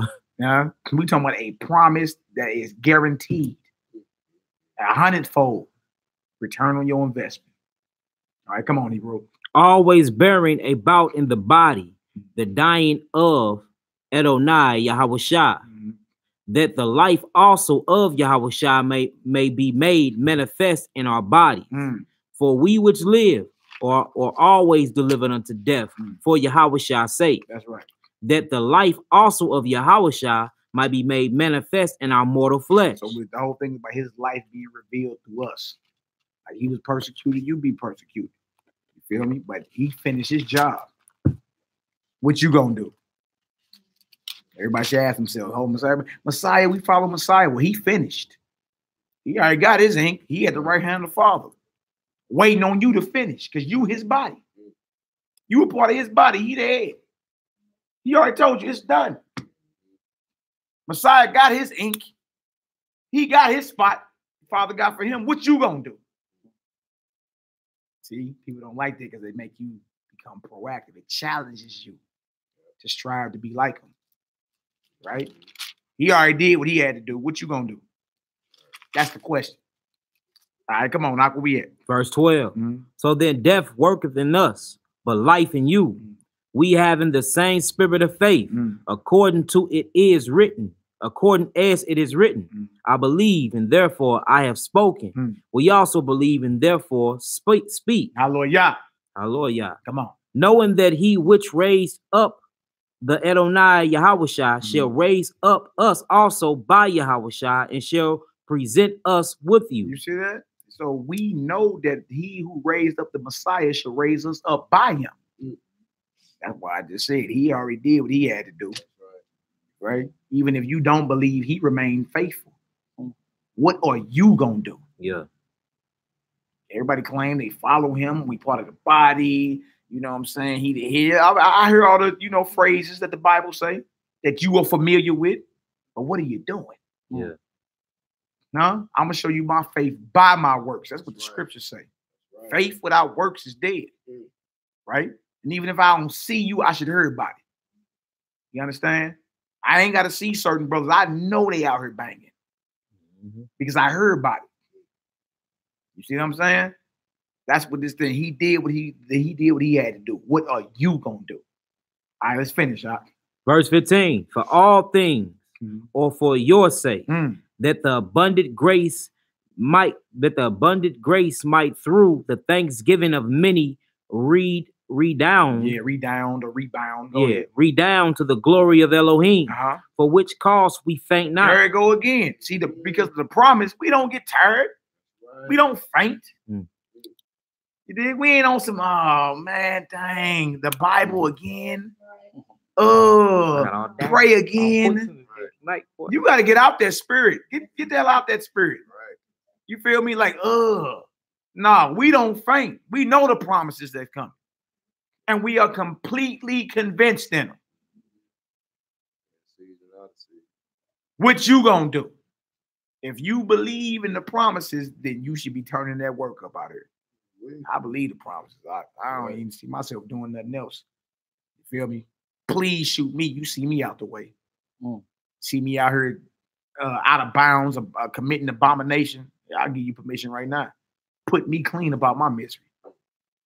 I'm out here committing abomination. Down here throwing honeysuckled ham down my throat on Thanksgiving. Yeah, my will ain't my own at that point. Put me out my misery. Because I'm going completely off. Yeah. See, a lot of people ain't ready to make that claim either. You dig? Like me and my Ak Rock used to say back in the day, man, look, if the Messiah ain't the Messiah, I'll be the first to burn. How about that? I'm gonna go that far. How about I be thrown in the lake of fire before Satan, the false prophet, and the beast? If a Mashiach in this New Testament ain't the Messiah, I go on record right now. May I go into the lake of fire before all those is gone. Sound like on chips in. They ain't ready to make that. Oh, brother, that sounds so radical. Do you believe or not? I'm all in. What you mean? Dang, brother, you don't go there? Yes, because that's the only way I know how to go. I can't halfway do nothing. If he ain't him, I'm done. It's like, dang, brother, yeah, I'm that serious. Because it's men out here in the spirit of darkness and have you thinking he never existed. That it's all a fabrication. That it's all made up. That y'all idolaters. You dig? Some of our studies and went deep enough to already know. I can say it without blinking. I know what it is. Maybe you don't. I know. You see? And once that's the conviction, you feel me? You can sleep better at night. You feel me? Let that doubting go, man. You know what I'm saying? If this ain't the truth, we done. What are we in here for? Right. Why are we even striving to be righteous? If he ain't came yet, then what do we do? So who are you waiting for? The one that's gonna come, that's gonna stand against them? Like, who are you waiting for? Come on, man. It's certain things, it should be just common sense, man. That make all the sense in the world. I'm all in.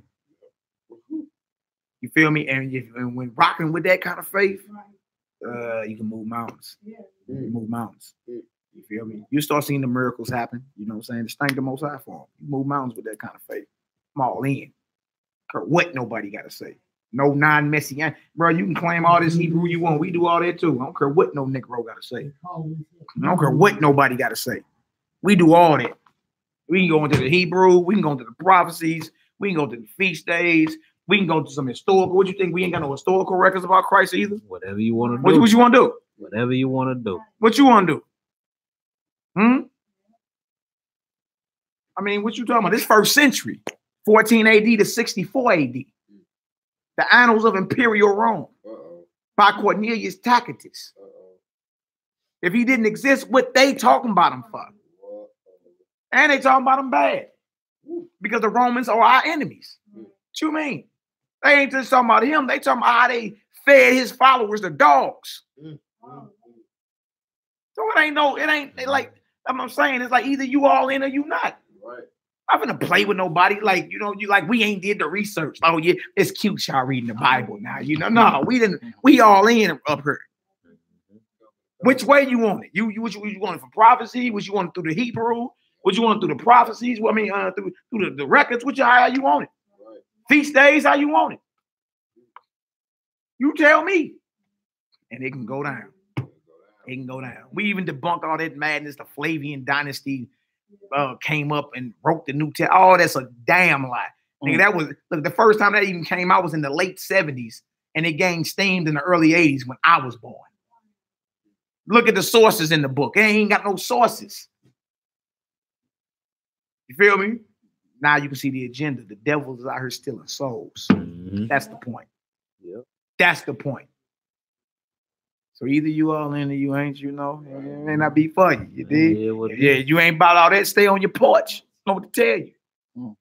But we out here in the field busting. We not gonna play with nobody about this. Right. Not finna be, you know this, you know. Well, I'm not sure no. But nah, you ain't finna seduce me. I'm good. All in. All in. See, you know, with that type of faith, it even rattled the demons that's in the naysayers. They be like, dang, I don't know. He must got something I ain't never read before. Like, what he got? Yeah. We got the spirit of the Most High. Right. Yes, we'll be doing a Passover lesson before Passover, and Molly gonna be touching on a small lesson on Passover. Our Passover will be live. It'll be live on this channel. So yeah, most definitely. I was gonna say, I catch you with a ham. It's a wrap. It better be, brother. Yeah, we're gonna go over the political assassination of the Messiah. We're gonna show you how he was crucified on the eve of the Passover and all that, man. And even his enemies are testified to it. They in the Talmud saying that. And they don't even believe he was Messiah. But they say that Yahshua was crucified or was executed on the eve of the Passover. They say that even in the Talmud. They most definitely speak on his existence. And what they doing talking about him? The Pharisees and them didn't believe he was the Messiah. But if he, okay, so if he didn't exist, why are they speaking of him? Exactly. Right. They ain't got all these books written for the tooth fairy. Yeah, straight up. He's the talk. Oh, Jolly Saint Nick. They call him the big monkey muck. He's the talk. He's the talk, regardless, whether it's bad or good. They talking about. That's right. Period. That's right. Well, you don't talk all that about somebody that never existed. Yeah. There you go. Let's finish this off, man, so we can pray out. All right, verse 16. Yeah. For which we cause, we faint not, but through our outward man perish. Yet the inward man is renewed day by day. For our light affliction. Our what affliction? For our light affliction. Come on. Which is but for a moment. But for who? A moment. Man, anything you going through around here, bro, is light. And it's temporary. And it's a moment. It ain't got nothing to do, man. We talking about eternity versus something temporary. Man, come on with everything you got. I don't even care. What's up, LC? It's all good, bro. You got a marvelous body coming, bro. Yeah, you got a marvelous body coming out. And look, I love the mindset, bro. I love that mindset you got. That means you really believe, bro. You know what I'm saying? I love y'all. What'd you say, boy? It's your fault. Hey, but hey, he tell you gonna change our vile bodies. All of us got decaying and corrupt bodies. You dig? We got glorious bodies coming out. You dig? So may you endure to the end, brother. With hair. Yeah, brother. We say, boy, yeah, we with hair, we gonna get hair. I'm gonna get some hair. You're gonna be following challenged like me, brother. All right, come on, ain't nothing but some flesh. Come on, worketh for us a far more exceeding and eternal weight of glory. Wow. While we look not at the things which are seen, but at the things which are not seen. For the things which are seen are temporal, but the things which are not seen are eternal. We into the spiritual things, man. Eternal things that the natural man can't see. That's right. Right? Such as the kingdom of heaven. Yeah. All right. So y'all, we about to pray out. I pray the Most High get all the glory, and I pray everybody was edified to the worldwide assembly. All praises, glory, and honor for all y'all prayers and all y'all support to our people that's right here. Thank y'all for y'all prayers and y'all support. You did. We back live tomorrow night from 8 to midnight. Headquarter Chop Shop or Headquarter Friday. And Poppy Shoe, if you, I know you on racist comment, but if you block Willie Isaac, unblock him. I want to reach out and holler at him. You know what I'm saying? I do want to holler at that brother. So if you did block him, unblock him for me if I can holler at him. No doubt. And any of y'all that need prayer or counsel, drop y'all email either in the live chat or on the comment board when the video upload. And Poppy Shoe gonna email you and shoot y'all contact to us, and we'll be calling y'all from the headquarters. Y'all willing. Y'all will ride the zone. All right. So Poppy Shoe is the executive secretary for what we got going on. Drop y'all email. She'll get in touch with you via email. Get your contacts. You should contact us. Bang. That's the best way we can do it. So over 10,000 people just don't be ringing the phone. Randall, he's speaking on it right now, brother. Yeah. So yeah, Randall Darden, just drop your email on the live chat or when the video, you understand, re-upload on the comment board.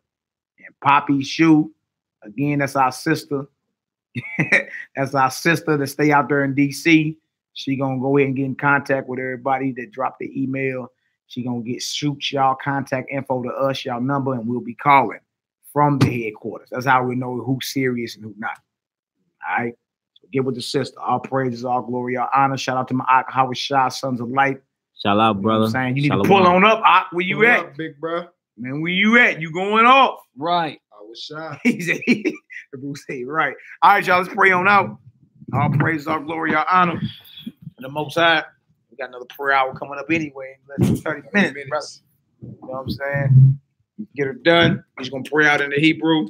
You already know what it is. Long live the King of Kings. Long live the King. All right. Let's get her done. What's up with you? What's up with you old jokers in the back? Come on. Let's get it. Y'all face Jerusalem, man. All right, y'all repeat after me. Abino. Abino. Shabbat Shemaim. Shabbat Shemaim. Yikade. Yikade. Shimka. Shimka. Tabo. Tabo. Malkuteka. Malkuteka. Yeah, I say. Yeah, I say. Ratzonka. Ratzonka. Shabbat Shemaim. Shabbat Shemaim. K. K. Baret. Baoret. Etlakim. Etlakim. Kukenu. Kukenu. Tanglanu. Tanglanu. Hayo. Hayo. Uslaklanu. Uslaklanu. Oh. Oh. Kataenu. Kataenu. Kamo. Kamo. Shalsuki. Shalsuki. Gam. Gam. Anaknu. Anaknu. Lakotin. Lakotin. Lanu. Lanu. Wa'o. Wa'o. Tabienu. Tabienu. Lide. Lide. Nisayo. Nisayo. Ki. King.